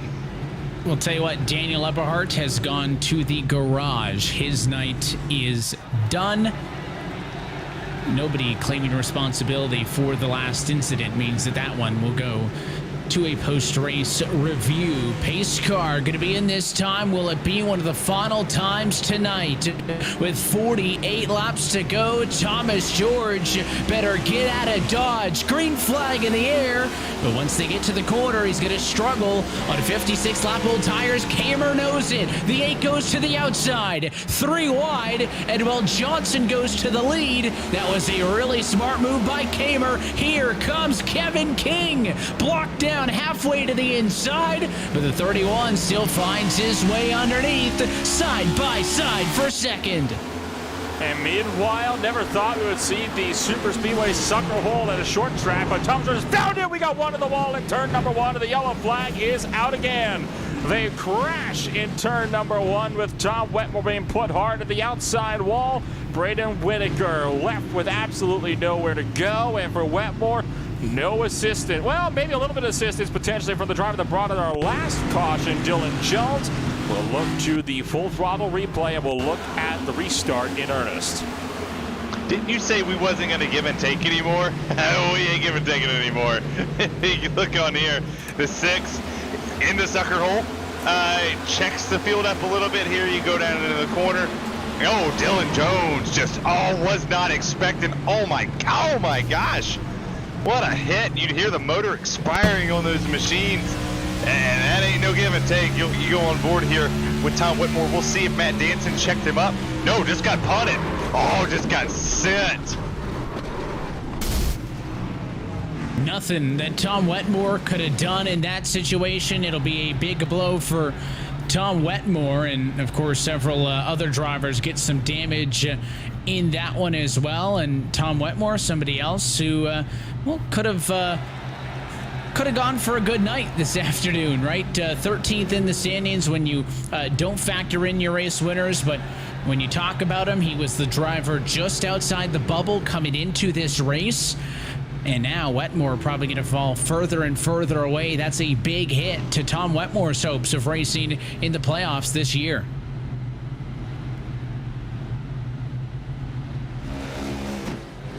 Well, I think my prediction, as you pointed out, Terry, about not giving and taking a whole lot on these restarts was very correct there. It gets hectic when you get to a short track race and you get these late race cautions. That's just a product, though, of short track racing. We see this not just in iRacing, but in real world racing all the time. The later you get into a race, the more likely it is that you're going to get yourself a caution, or a caution breeds cautions situation if it comes out later on throughout the event. 44 laps to go. I think it'll be about 42, maybe 41 by the time we take that green flag again. Still have 22 drivers up on the lead lap, as I feel like the drivers that usually would be eligible for Lucky Dogs, well, they've always been getting collected in some of these incidents, so they haven't had a whole lot of chances to actually get back on to the lead lap. So Dylan Jones, he is going to be sitting as the first car, or the last car on the lead lap. Tim Johnston, at the moment, is in that Lucky Dog spot. I mean, I tell you, Evan and Nolan, I'm all for shipping a guy out of the way, just as long as it's not happened to me, right? I don't want it to happen to me. I've worked too hard for my 2K rating, and yes, judge me all you want, I finally got the 2K. It took me forever, I'm there. Thank you, Evan. Thank you. It's a big deal. I did it at Richmond, of all places. Good sets this week for me. But you look at some of these drivers that are sitting here in this top 10. I mean, drivers that obviously we predicted it. You know, you think of the leader, Michael Johnson. Good win, potentially, if he can get this. Landon Mills with the rebound here in 6th. William Smith up to 7th. Matt Danson's driven through the field. So 2 strong weeks back-to-back for him. And he's going into a race next week that we could potentially see that 38 machine at victory lane at Watkins Glen. But I still look at the guy sitting there in 3rd. Now he's starting behind the leader. Now he can give Kevin King back what he did to him. The dive bomb city into 1. No rooms for error anymore. We're going to come to 41 laps to go here. You're hitting anybody. You're hitting everybody with the pace car at this moment. Who cares? Get out of my way. I want to win this race. And the only reason they don't hit the pace car is because they literally can't. If they could, I'm sure they would find a way. This time, 41 laps to go. Again, everybody on the same strategy. The wild card play from the last restart is no longer on the front row. So let's see. It's going to be Johnson to the inside of King. And King looked best on the last one. What can he do? Green flag back in the air. And it is a really healthy jump from Michael Johnson. Kamer's going to drive up the inside of Kevin King. The fight's on for 2nd. 3 wide for P6. Oh, 3 wide, and bouncing around in the middle is Landon Mills. Really pinched Cody Harris up to the outside wall. William Schmidt not giving any room to work with either. Schmidt makes that work from the bottom side. Now Mills tries to block Brandon 6, but 6 is already there, so he can't get down to cover off. Oh, Cody, how do it? Time. Look out, Harris going around. Oh! Oh, he almost saved it. Cody! Still reckon. Started with 1, ended with 5. He's stuck in the wall. I think I think about 8 total cars collected in that one, and you mentioned getting stuck in the wall. It wasn't quite the wall. It was the left rear wheel. Snapped the back tire rod. Man, he looked like it was on his own. He shipped her in there, Evan. Let's go on board with that 28. He sent that sucker. That's what he did. He went in there and tried to run it on the outside, get back on the throttle. That ain't working. That ain't working on the outside there. Might have worked on the bottom, but it dang sure ain't working. Right there, just look at that. Just shifted in there, and then bam! Goes around like a bowl in the microwave, and then everybody else around him. Oh, those some hits. Nieto Johnston kind of came up late. Cody Harris knows that he lost that one. He'll claim responsibility for the incident. He had such a good night, ran top 5 for much of it, but unfortunately for Cody Harris, going to finish this race out of it. He'll claim responsibility for the yellow, but he's going to fall at least outside of the top 27. And another yellow. And, the concern for these yellows, guys, was that, for Michael Johnson and Kyle Kamer is, they are in theory out of tires, right? Whereas King can get more, Freenosh can get more, etc. Yeah, 50 laps, you get 35-lap old tires, 40-lap old tires. I'm sure you'd want to come down and pit, but if the runs are so short and they're getting so few laps under green, I'm not sure anybody is actually going to pit for more tires from up front. So this might not be the worst thing for the Michael Johnsons of the world. No, I think you're absolutely right. I don't think it is going to be all too bad for them, as they're going to be able to get themselves a couple of free passes here where they're going to be able to make up time now. And that's kind of one that we'll have to keep an eye on as we get deeper into this race as well, if this caution situation continues to develop. Now, one interesting thing here, you'd think that with every caution we would be bringing more and more drivers onto the lead lap, right? Well, not quite. We had 22 on the last yellow. Somehow we're one less now. Eric Papineau has now replaced the last driver on the lead lap. Lariah now in the lucky dog spot. And Evan, Mr. Goat Pasoko, the 39 actually has a set of tires. So regardless of what this field does, Mr. Where did he come from in the 39 is looking like the prettiest pig in the farm. He can do whatever he wants. He can lead this race. We can go in a long run. He's got pace. He's got speed. Granted, his best lap time was a 22.7, but who cares? That's a one-lapper. His average has been pretty good. You put all of his laps together this afternoon, he looks like the first place pig at the farm. And here he sits. Caution comes out. We get a 20-lap run. We get a 10-lap sprint dash. He comes down, puts tires on. He's still the race leader if he holds on with Kevin King behind him. His biggest thing is he needs Andrew Freenosh. He needs a Kyle Kamer to continuously battle Kevin King. Pinch him up to the outside. Make him burn his stuff up. Make him work. Make him do the work so Michael Johnson can just sit there and just prop his feet up on the desk and go, whatever, man. I'm here. Caution comes out. Whatever. I got this. I'm going to win this race. And I think it's just going to be a process of restart after restart because it's an iRacing race at a short track. It just tends to be how these things shake out. There are 34 laps to go. I think we got about 4 more restarts in us. We'll see how this one plays out. It's not the guys up front you got to worry about. It is the tail end of the top 10 of the midfield where all of the contact has been. Johnson has been able to consistently get good jumps. When he gets those jumps, it allows that third-placed car, in this case, it'll be Andrew Freenosh, to get up and alongside Kevin King. That's good because I think if Michael Johnson wants to win this race, he needs somebody to slow down Kevin King, who's on the outside of the front row. Let's try it again. 34 laps to go. Green flag in the air. Green flag's up in the air, and already Landon Mills trying to send William Schmidt down to the turn number 1. They're able to survive it for the time being, but it's not going to go that way for very long. These guys have got to realize we're not in green-white checkered territory just yet. We've still got almost a quarter of this race left. 34 laps is a surprisingly long time on a short track, and you can really make up a lot of moves really, really quickly there. There's the move for the race lead up in front as Kevin King sneaks to the inside of Michael Johnson.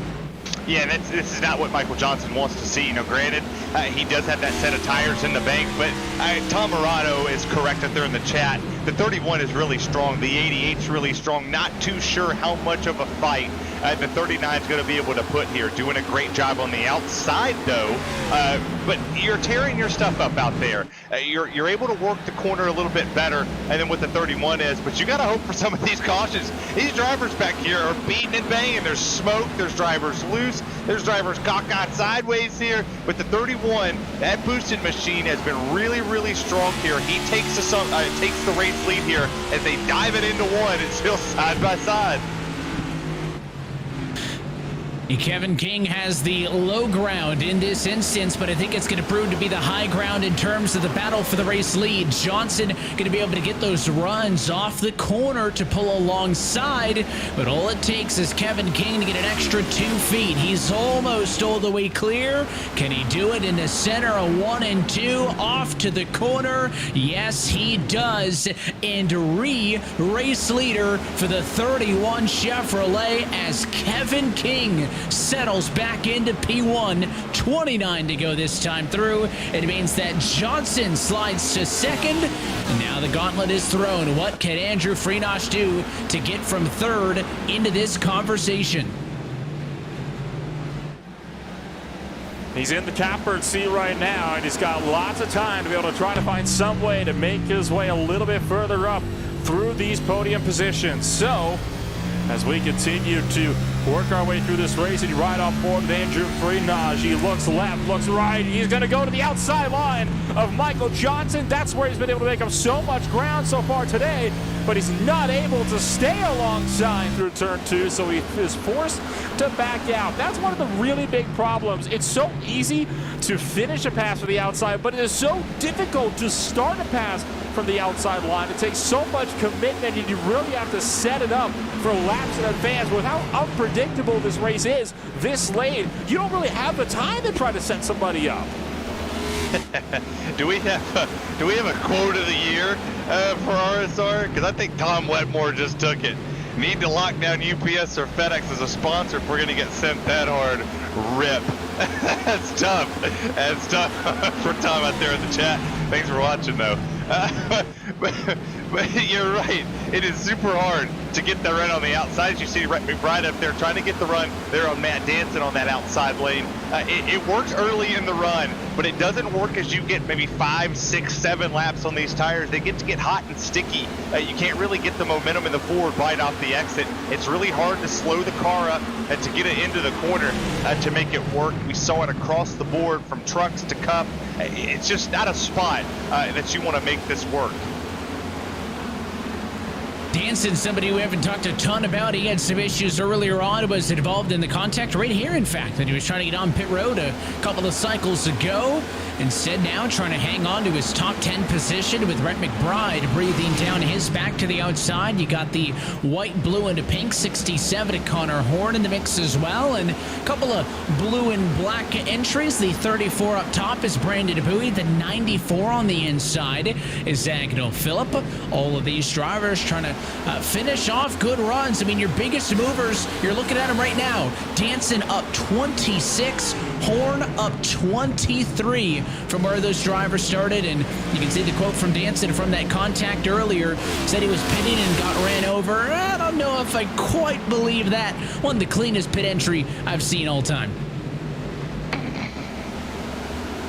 There was an effort. We'll put it that way. There was an attempt. I think there's a subreddit for that. Could very well go in there, but an attempt was certainly made, and while it was not the cleanest attempt, he's not technically wrong. He did get run over, but you can hardly blame the guy right behind him because Matt Danson was still, for all intents and purposes, very much on the racing surface when that happened, as I believe that might have just been a scrape to the wall for William Schmidt out of turn 4, but he was able to gather it up relatively quickly. Lost one spot, but not a whole lot of time, as now Freenosh looking for the inside of Michael Johnson. Outside hasn't gone his way so much, so hey, let's try the bottom, see how that goes for me. And so far, well, he's stayed alongside a lot longer than everyone his attempts on the outside. Maybe this one will be the one that'll work out for him. Well, you know who we haven't talked about all race long, up 29 spots? Brandon Six. He's sitting here watching this battle happen, hoping that contact's made, or hoping that Andrew Freenosh clears down here on the bottom of Michael Johnson to make the run. You see Six, he works it from the top, he sweeps it back down to the bottom, gets the arc in the corner, tries to get the run off the exit. He's trying to pick which lane works, and while that does work in our regular season finale, not too sure how much it works here to pick and choose what lane you do. Getting good throttle off the exit here, but the 88 still not able to clear here on this 39. Good fight out of Michael Johnson. A very good fight. It's a big gain. It's a big gain from where he was after that one. Oh, he's going to take it 3 wide. Brandon 6, you're a bold man. Brandon 6 is known for forcing the issue. It's going to put Freenosh up into the door at Johnson. 3 wide for second. Oh, well, Kevin King is left alone to run away with the race lead. And these three are stuck at a stalemate. They're going to go a whole trip around this 3/4 mile speedway in a 3-wide fight. And Schmidt and Mills behind can only watch on. And finally, Johnson on the 3rd lane will bow out. And now it's 2 of the best. It's 6 and Freenosh head-to-head, fighting for second. Schmidt is all over the door of Michael Johnson in the battle for what is now 4th. These guys do not care. 17, now 16 to go, and it is no holds bar racing at Richmond. And all of that has allowed Kevin King to now pull out a 1.3-second gap, which is continuing to grow over time as these guys continue to duke it out amongst themselves. I mentioned earlier that going too wide in this corners doesn't lose you the most amount of time like it would at 1.5 cookie cutters. At 3 wide, though, yeah, that's going to slow you down no matter what track you're running. I don't care if it's Bristol, I don't care if it's Richmond, I don't care if it's Kansas or even Watkins Glen. It will 100% slow you down. They found out that the hard way, and all of this battling they're doing right now is certainly not helping the matters. That Freenosh has broken clear with Brandon 6 for the guys still battling it out for 4th on back as Landon Mills tries to the inside of Michael Johnson, but Johnson covers. The question is, can they run down Kevin King before that white flag? Something that caught me by surprise as I looked over at the time sheet. Brandon 6 was 3 wide. He was only a 1/10 of a second off of Kevin King. He gets clear. He was faster than Kevin King there. So that time by was a 23.43 for your race leader. It was a 23.39 for P2. So closing in that one. And Brandon 6 up 31 spots here this afternoon. Finds himself with 13 to go, coming to 12. These lap times are getting closer and closer. We'll see what it looks like across the board. But that time delta has went down substantially since he got there. He's still faster. He's much faster. It's closing here with 12 to go. Brandon 6, 4 wins on the season, Evan. Can we make it 5 today? Comes into this evening, as you referenced, as the winningest driver this year. 4 wins to his name. He's either going to best that or he'll be matched because Kevin King enters tonight with 3, looking to get 1 more, and that could cause some serious competition late for the regular season championship. Behind them, this is all for 4th on back. Remember, Johnson made that great strategy call to get to the front of the field, trying to hold off the likes of Mills, Silver, Schmidt, and company. That one going to go down to the bitter end as Landon Mills decides to tuck in line. He was unable to make the pass on the inside. But Johnson now maybe trying to intentionally get that Battle Beaver entry to the outside. But now he'll have to deal with Nick Silver's 4 car underneath. Oh, that was tight. Oh, man. Real close there as Michael Johnson continues to try to hang on. Landon Mills, he's still struggling to find his way around. Johnson on full damage control. Another lunge to the inside, washing up the track. That forces Johnson wide. And this time, Mills pulls a little bit further alongside, and the nose is still in front by the time they get to turn number 3, but he has just got no front end grip anymore. Every time he throws it in, you see him wash wide, and that is what's allowing Michael Johnson to hang on. And once again, guys like Silver and Schmidt can only watch as Landon Mills holds them up, and while the drivers in front continue to get further and further away from them down the racetrack. Somebody's going to get shipped in this little area right here because you're not going to race this close at Richmond with 8 laps to go, 7 laps to go now as the leader crosses the line. You ain't racing this tight without somebody making contact. It's right there. The 20, Landon Mills makes contact there with the 39, sends him up the racetrack just a tad bit, trying to get that run off the exit, not working. Battle for the lead's heating up, and Brandon 6 is still consistently the fastest car on this racetrack. It's down to a half a second. Where is there not a battle? And fans, if you're disappointed in racing, I don't know what to tell you. You must be watching the wrong race, because this has been entertaining from the drop of the green flag to now. And I still think with all the 3 wide we're seeing here that we are not at the finish line yet. 20 cars scored on the lead lap. Mills again underneath Johnson in the battle for 4th and 5th, but Johnson has that defense figured out on the outside. I'm not sure anybody's going to be able to get to him, guys. I'm watching the 3 wide behind. Kamer's being awfully aggressive, but if you will, glance over to that Kayla Synthetics leaderboard on the left-hand side. Brandon Six is now less than half a second behind race leader Kevin King. Sure is less than half a second, and you know what that means. We're about to have ourselves a good old-fashioned short track battle for the win. And of course, this late in the race, that means desperation. That means full moves. That means bump and runs, and there's no better track for that than at the Richmond Raceway. But there's a caution! A caution will force us to overtime as Phillip goes around in 2. I didn't just cheer for that caution. That was my alter ego, Gary Bradford, over here, excited for a sad restart, because they're going to put fresh tires on these suckers, and you're about to see these drivers have a massive, massive knockdown, drag-out fight for the win, boys. And it'll be the second time tonight that Agnew Phillip has had a self-spin after getting onto the apron of the racetrack. There was contact up the road. Danson had gotten hit by somebody, got loose, and Agnew Phillip again went to avoid it. And how many times tonight have we seen you can't do this? Tires onto the apron, sideways immediately. Yellow flag is out. He did it on lap 71, and it was a real haphazardly spin, don't get me wrong, but it was enough for iRacing to trigger the yellow. And now let's catch up with the guys up front, because what are they going to be doing on pit road? There's the contact. Danson and Kolb, I believe, were the 2 that got together. But your race leaders stay out, but Freenosh, Johnson, Schmidt down pit road. 11 cars will stay out, including Kevin King.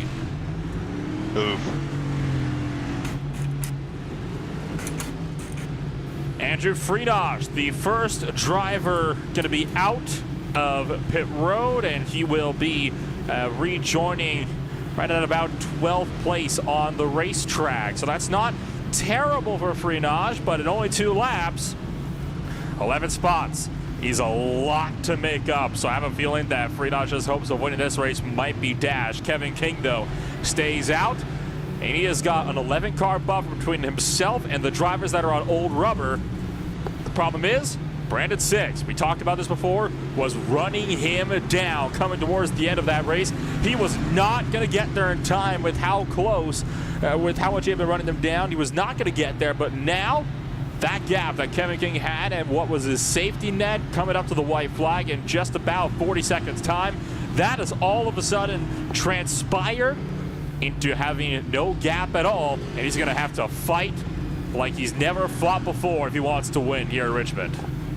I just got to point something out here, just how proud I am of this field. I'm sitting here looking at the Delta. Kevin King obviously started P1, but look at 2, plus 31, plus 19, plus 30, plus 20 for your top 5. That's passing at a premium. That's short track racing and keeping your head on your shoulders the entire race, keeping all the fenders on it. And while some of these drivers have been involved in incidents, you got Matt Danson up 27, Brandon is up 22, Christian in the 17, he's up 17 positions. Your top 11 drivers are in a position, and while this is going to change, because obviously 12th place Andrew Freenosh is on fresh tires, that's the last guy I want to give fresh tires and say, hey, go drive through the field, because he's going to do it, and he's going to do it pretty easily. So what they're going to pray for is that a caution happens. Now, I'm not saying that they would cause said caution, but the cautions are going to happen, Evan. You said it earlier. You get into this green-white checker territory, son, you sending it. You sending it all day. And Wesley out there, why would you pit right now? Because you're praying for the cautions. A caution comes out, and you gain 5 positions here. You then put yourself together. You go back up to the front. You have an opportunity to pass them. And Evan, we saw how easy it was to make these passes. This is not over by any far stretch of the imagination. And you see the overtime rules on the bottom right corner of your screen. This will be attempt number 1 of a possible 3. If we get to the white flag, this race is official. If a yellow comes out before that, we'll line him back up and try it again. Pace car down and in. Kevin King looking for his 4th win of the season. 2 laps to go at Richmond. 2 to go. Kevin King clear by 1.5. Down towards turn number 1. This is where it's going to get tight. 2 wide. 3, 4, almost 5. One car slides it out, but these keep it together. Coming down towards turn 3. Yeah, no caution. Who cares? Let him race. Let him keep going. Nick Silver is Kevin King's best friend right here. He's going to take this white flag, potentially. He takes the white flag. This race is official regardless. And Brandon Six can't get clear of Nick Silver. He's too busy fighting for second, and Silver might even win out in that fight for second. He's got the upper hand out of 2. Friedosh looks on. 3-way fight for second. But up front, as the 4 misses 3, is Kevin King, 4-time winner in 2022 as they wreck to the start-finish line. Landon Mills P2. Yeah, took it around the outside, 3 wide, besting Brandon Six while they wrecked. What about that for Kevin King, though? 5th win, the most out of any driver in 2022 to take wins so far this season. He has shown that he very well may be the driver that Andrew Friedosh has got to beat this season when we get down to the playoffs. I said this before, and I'll say this again. The most dominant driver and the most dominant person for this championship sitting in victory lane right now. And if I'm putting my money on it, anybody, and I mean anybody, and I'm sorry to the rest of the Full Throttle Real Sim Racing Cup Series field, the 31 of Kevin King has been dominant from FTF to here. He has been on a rail, and he has been dominant across the board. I think he's going to win another race before we get to the playoffs. He's not going to win Watkins Glen, but I think he wins Daytona. He won Dega. Why not win Daytona? Let's take a look at our Kayla Synthetics full race results. Kevin King has now won 23% of the races he has started in the Full Throttle RealSimRacing Cup Series and is now a 4-time race winner this year. He gets the win ahead of that late surprise from Landon Mills, who went from 5th to 2nd in the final 2 corners. Brandon Six is able to hang on to 3rd, and we'll get thoughts from all of them in just a few moments. It's a good night for Andrew Friedosh, gets a top 5 out of it ahead of Nick Silver behind him. Connor Horn finishes in 6th, Sean Casto 7th, Rhett McBride 8th, William Schmidt 9th, and Michael Johnson rounds out your top 10. That'll put Brandon Bowie down in 11th place with Kyle Kamer in 12th. Ross Cato started in the back half. He finished in the front half, 27th to 13th. David Call was in 14th with Eric Papanow down in 15th. Matt Danson was plus 20 spots on the day, the most out of anybody. He finishes, actually not the most out of anybody. That would have gone to Brandon Six, 33rd to 3rd. But Matt Danson, 36th to 16th with Brandon Fetterplace in the 17th. Baltrek was in 18th. Loriah was 19th. Brandon Burke, the last car on the lead lap, down at 20th. You go down here to Timothy Johnson in the 56 in 21st, 1 lap down. Thomas George had a strategy call, didn't have tires left, stayed out 22nd. Manazzi Major, 1 lap down. Sam Nieto involved in the caution across the start-finish line there. Harry Grindell, 25th. Eric Stanford, Raleigh Grant Davis, 6 laps down in there. And then we get into the used car lot of Chris Rabel in 29th and Cody Harris running out 30th.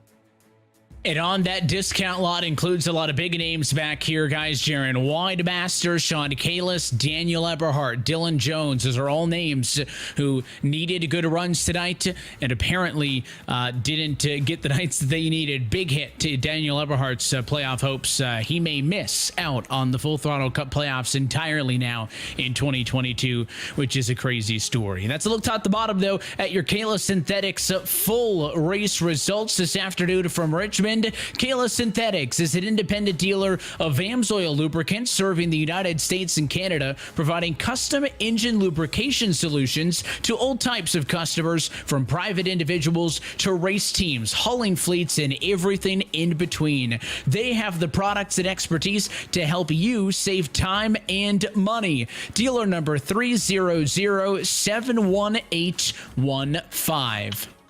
Well, for the fourth time this season, we head to Full Throttle Real Sim Racing Cup Series victory lane and talk with the driver of the number 31 boosted Chevrolet. Kevin King is victorious tonight from Richmond. Kevin, you led a lot of laps in this one. The final tally coming out to 145, but I'll tell you what, 3/4 of the way through this thing, it was looking a little uncertain, man. Strategy made that second half fun. Yeah, I knew it was going to come into play. I saw some DeBarro stayed out and didn't work out, and then Tim who was it? Johnston did it, and I was like, man, it's going to work out for him once I didn't lap him. And I knew it would take about 20 laps, and sure enough, him and two others just flew by, and I needed a yellow just to obviously catch back up. So I'm happy I got it. But yeah, that was a little stressful. I just kind of figured out, well, maybe I'll get fourth out of this. But I was happy to be able to come out on top. That was a grueling race. There's a lot of fast guys. It wasn't easy. Yeah, there were points where you were funning with Eberhard at points trying to get up there, but it was really Andrew Freenosh was up in the mix a lot in this race. We saw guys like Nieto as well. I mean, hotly contested early. We kind of asked ourselves, was this going to be like the Cup race yesterday afternoon? One lane, everybody on the bottom, but it looked pretty racy. What were some of the tricks to getting around? So for me, I was messing with the brakes a lot during practice, and I just kind of left it at default. The biggest thing for me was to run fifth gear for most of the race and just really save entry, because anytime I've done that, I burned the fronts off to lose all turn, but I had a lot of grip. I didn't want to use fourth gear to burn the tires off, and it seemed to be working. And then I was kind of just riding around, just hugging the bottom as best I could without really getting full throttle till late. But of course, we got like 35 laps, and each time like clockwork, a yellow would come out. So I think what I was doing was going to work for the long run. I just never really got to put it into motion. But I knew I had short run speed if I needed to run fourth gear around the track. But I just tried to use fifth gear as much as I could. 3 race wins in the last 4 weeks. She now tied Brandon 6 as the winningest driver this season. What's clicking for you? Is it just happen to be these tracks that you like, or is it something else that's got you in a good groove here as we get closer to the postseason? Yeah, any track that's like a momentum where you can't really full throttle, or you can, but it hurts you. It seems to suit me a lot more than maybe some of the bigger tracks where you just kind of draft around.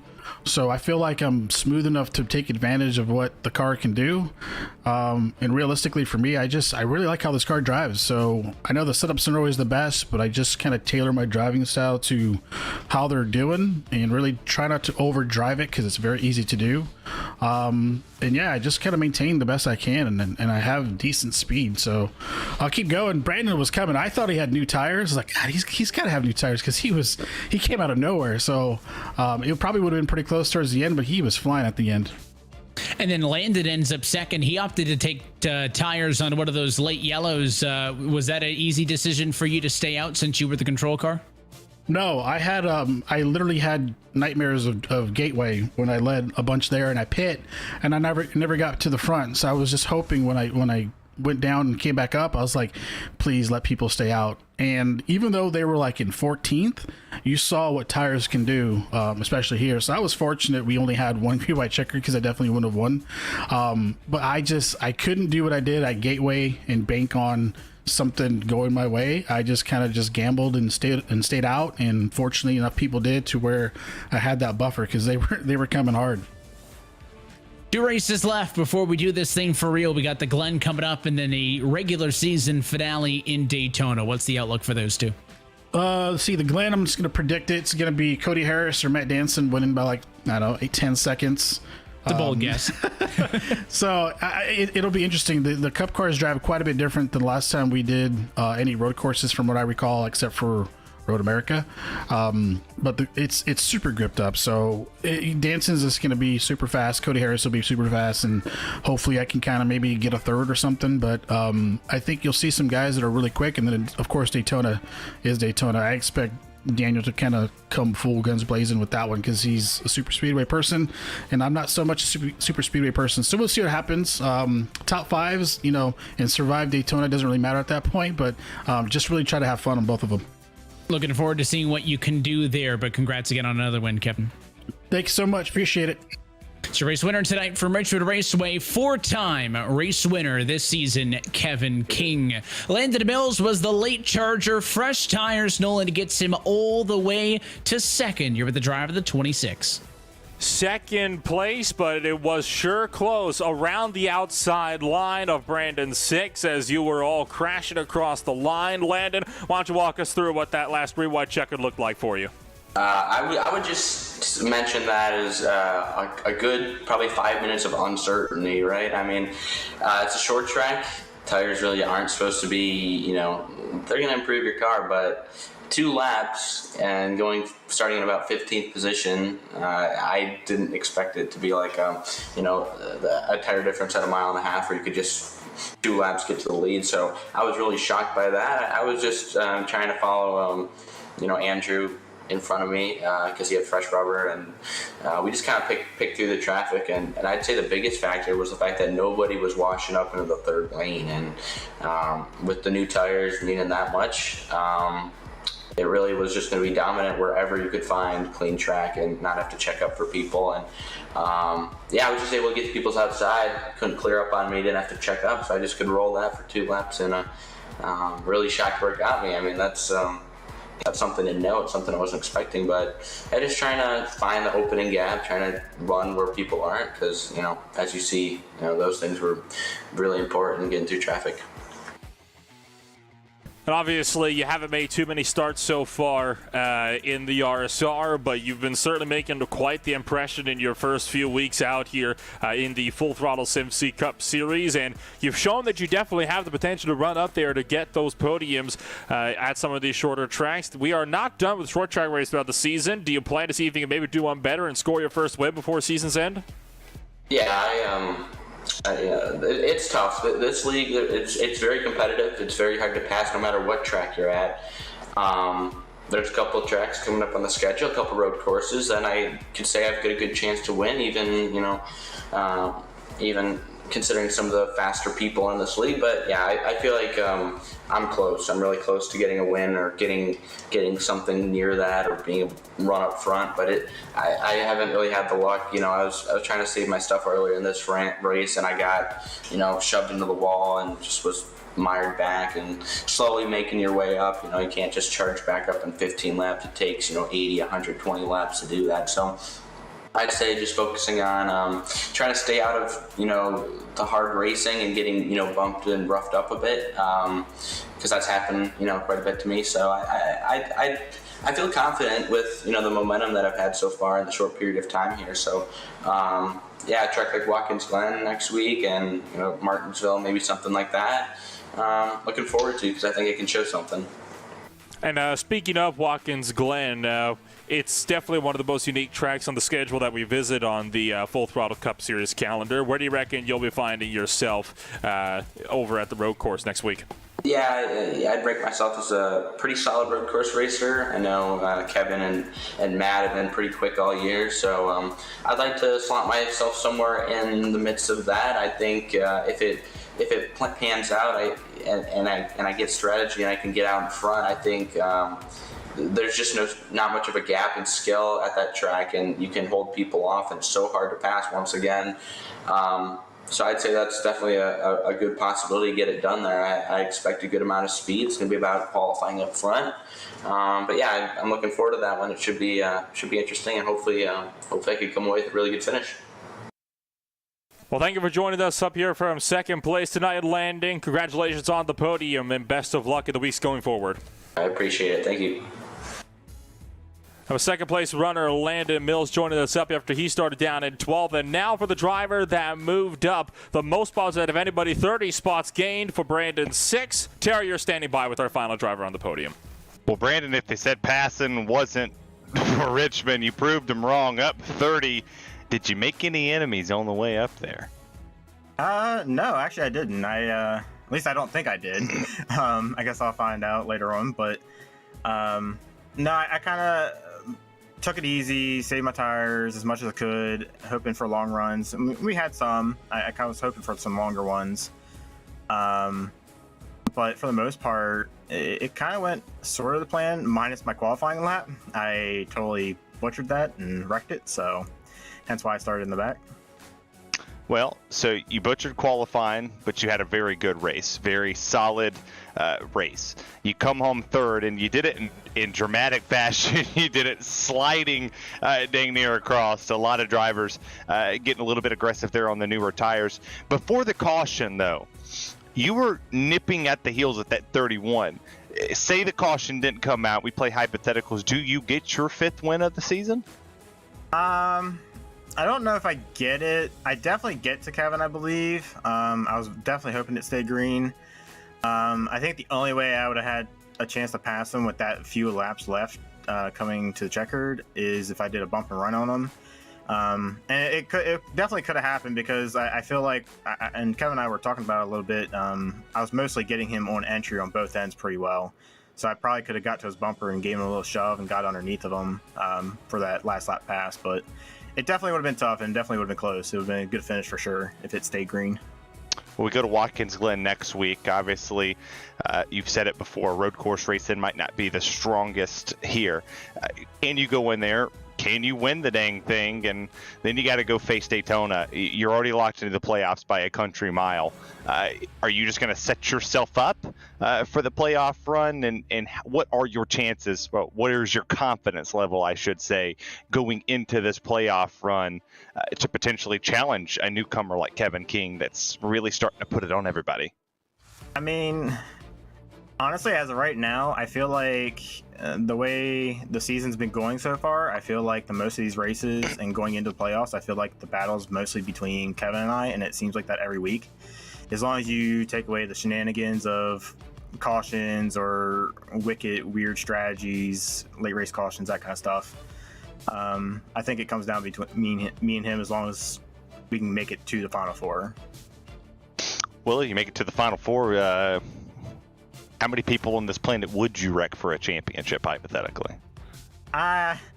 Honestly, I'm not that kind of driver. I mean, I'm not the kind of person to wreck somebody. I will rough somebody up, but I try my best not to wreck anybody. I try to keep it clean.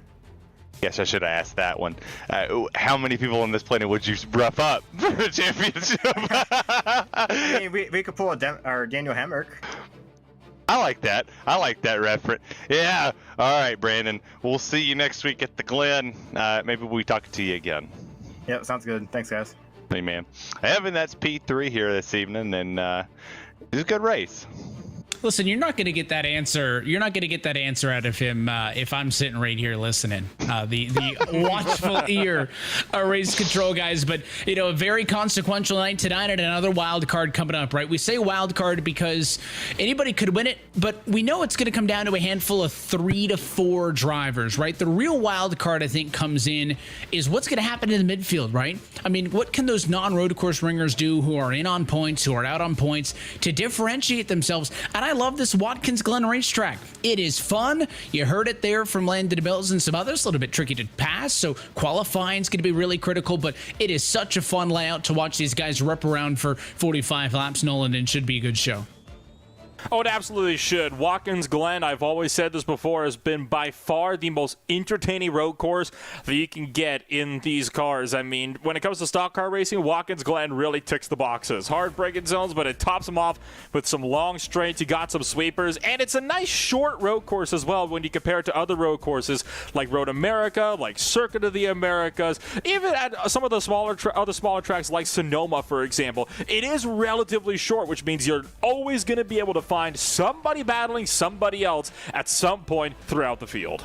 It clocks in at 2.45 miles in length. It certainly ain't a COTA. It certainly is no Road America, Terry. Those are the other 2 road races we've seen so far this year, both won by Mr. Matt Danson. So, does Danson get a 3rd in a row, or do we see somebody different?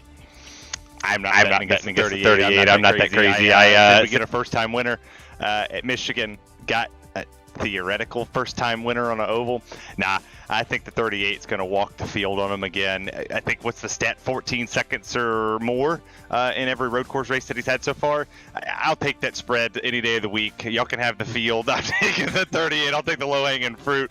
I can't wait for Watkins Glen. It's one of the best tracks. It's the only road course that I personally will go race on. I will not race anywhere on a road course. I'm actually going to go, moment this is over, get my iPhone unlocked, and then go race the road course at Watkins Glen in the next gen cars. So pretty excited. I'd agree with you. I'm slow at all the road courses, but I have the most fun at Watkins Glen. It really is a treat, and we hope that you join us next Monday night when we say let's go racing for the 19th time this season. But until then, that is it for us here tonight from iRacing's virtual Richmond Raceway. So on behalf of our entire team at Real Sim Racing, for our partners at Kayla Synthetics, and for your broadcast team tonight, for our director downstairs, Joshua Lee, for Terry Radford, Nolan Rempel, and myself, Evan Pasoko, I want to thank you for tuning in and congratulate four-time race winner Kevin King on yet another Monday night victory. We're back next week. It's Monday, August 22nd from iRacing's virtual Watkins Glen International. That race and every race of the Full Throttle Real Sim Racing Cup Series can be found exclusively here on RaceSpotTV. Till next time, good night from Richmond.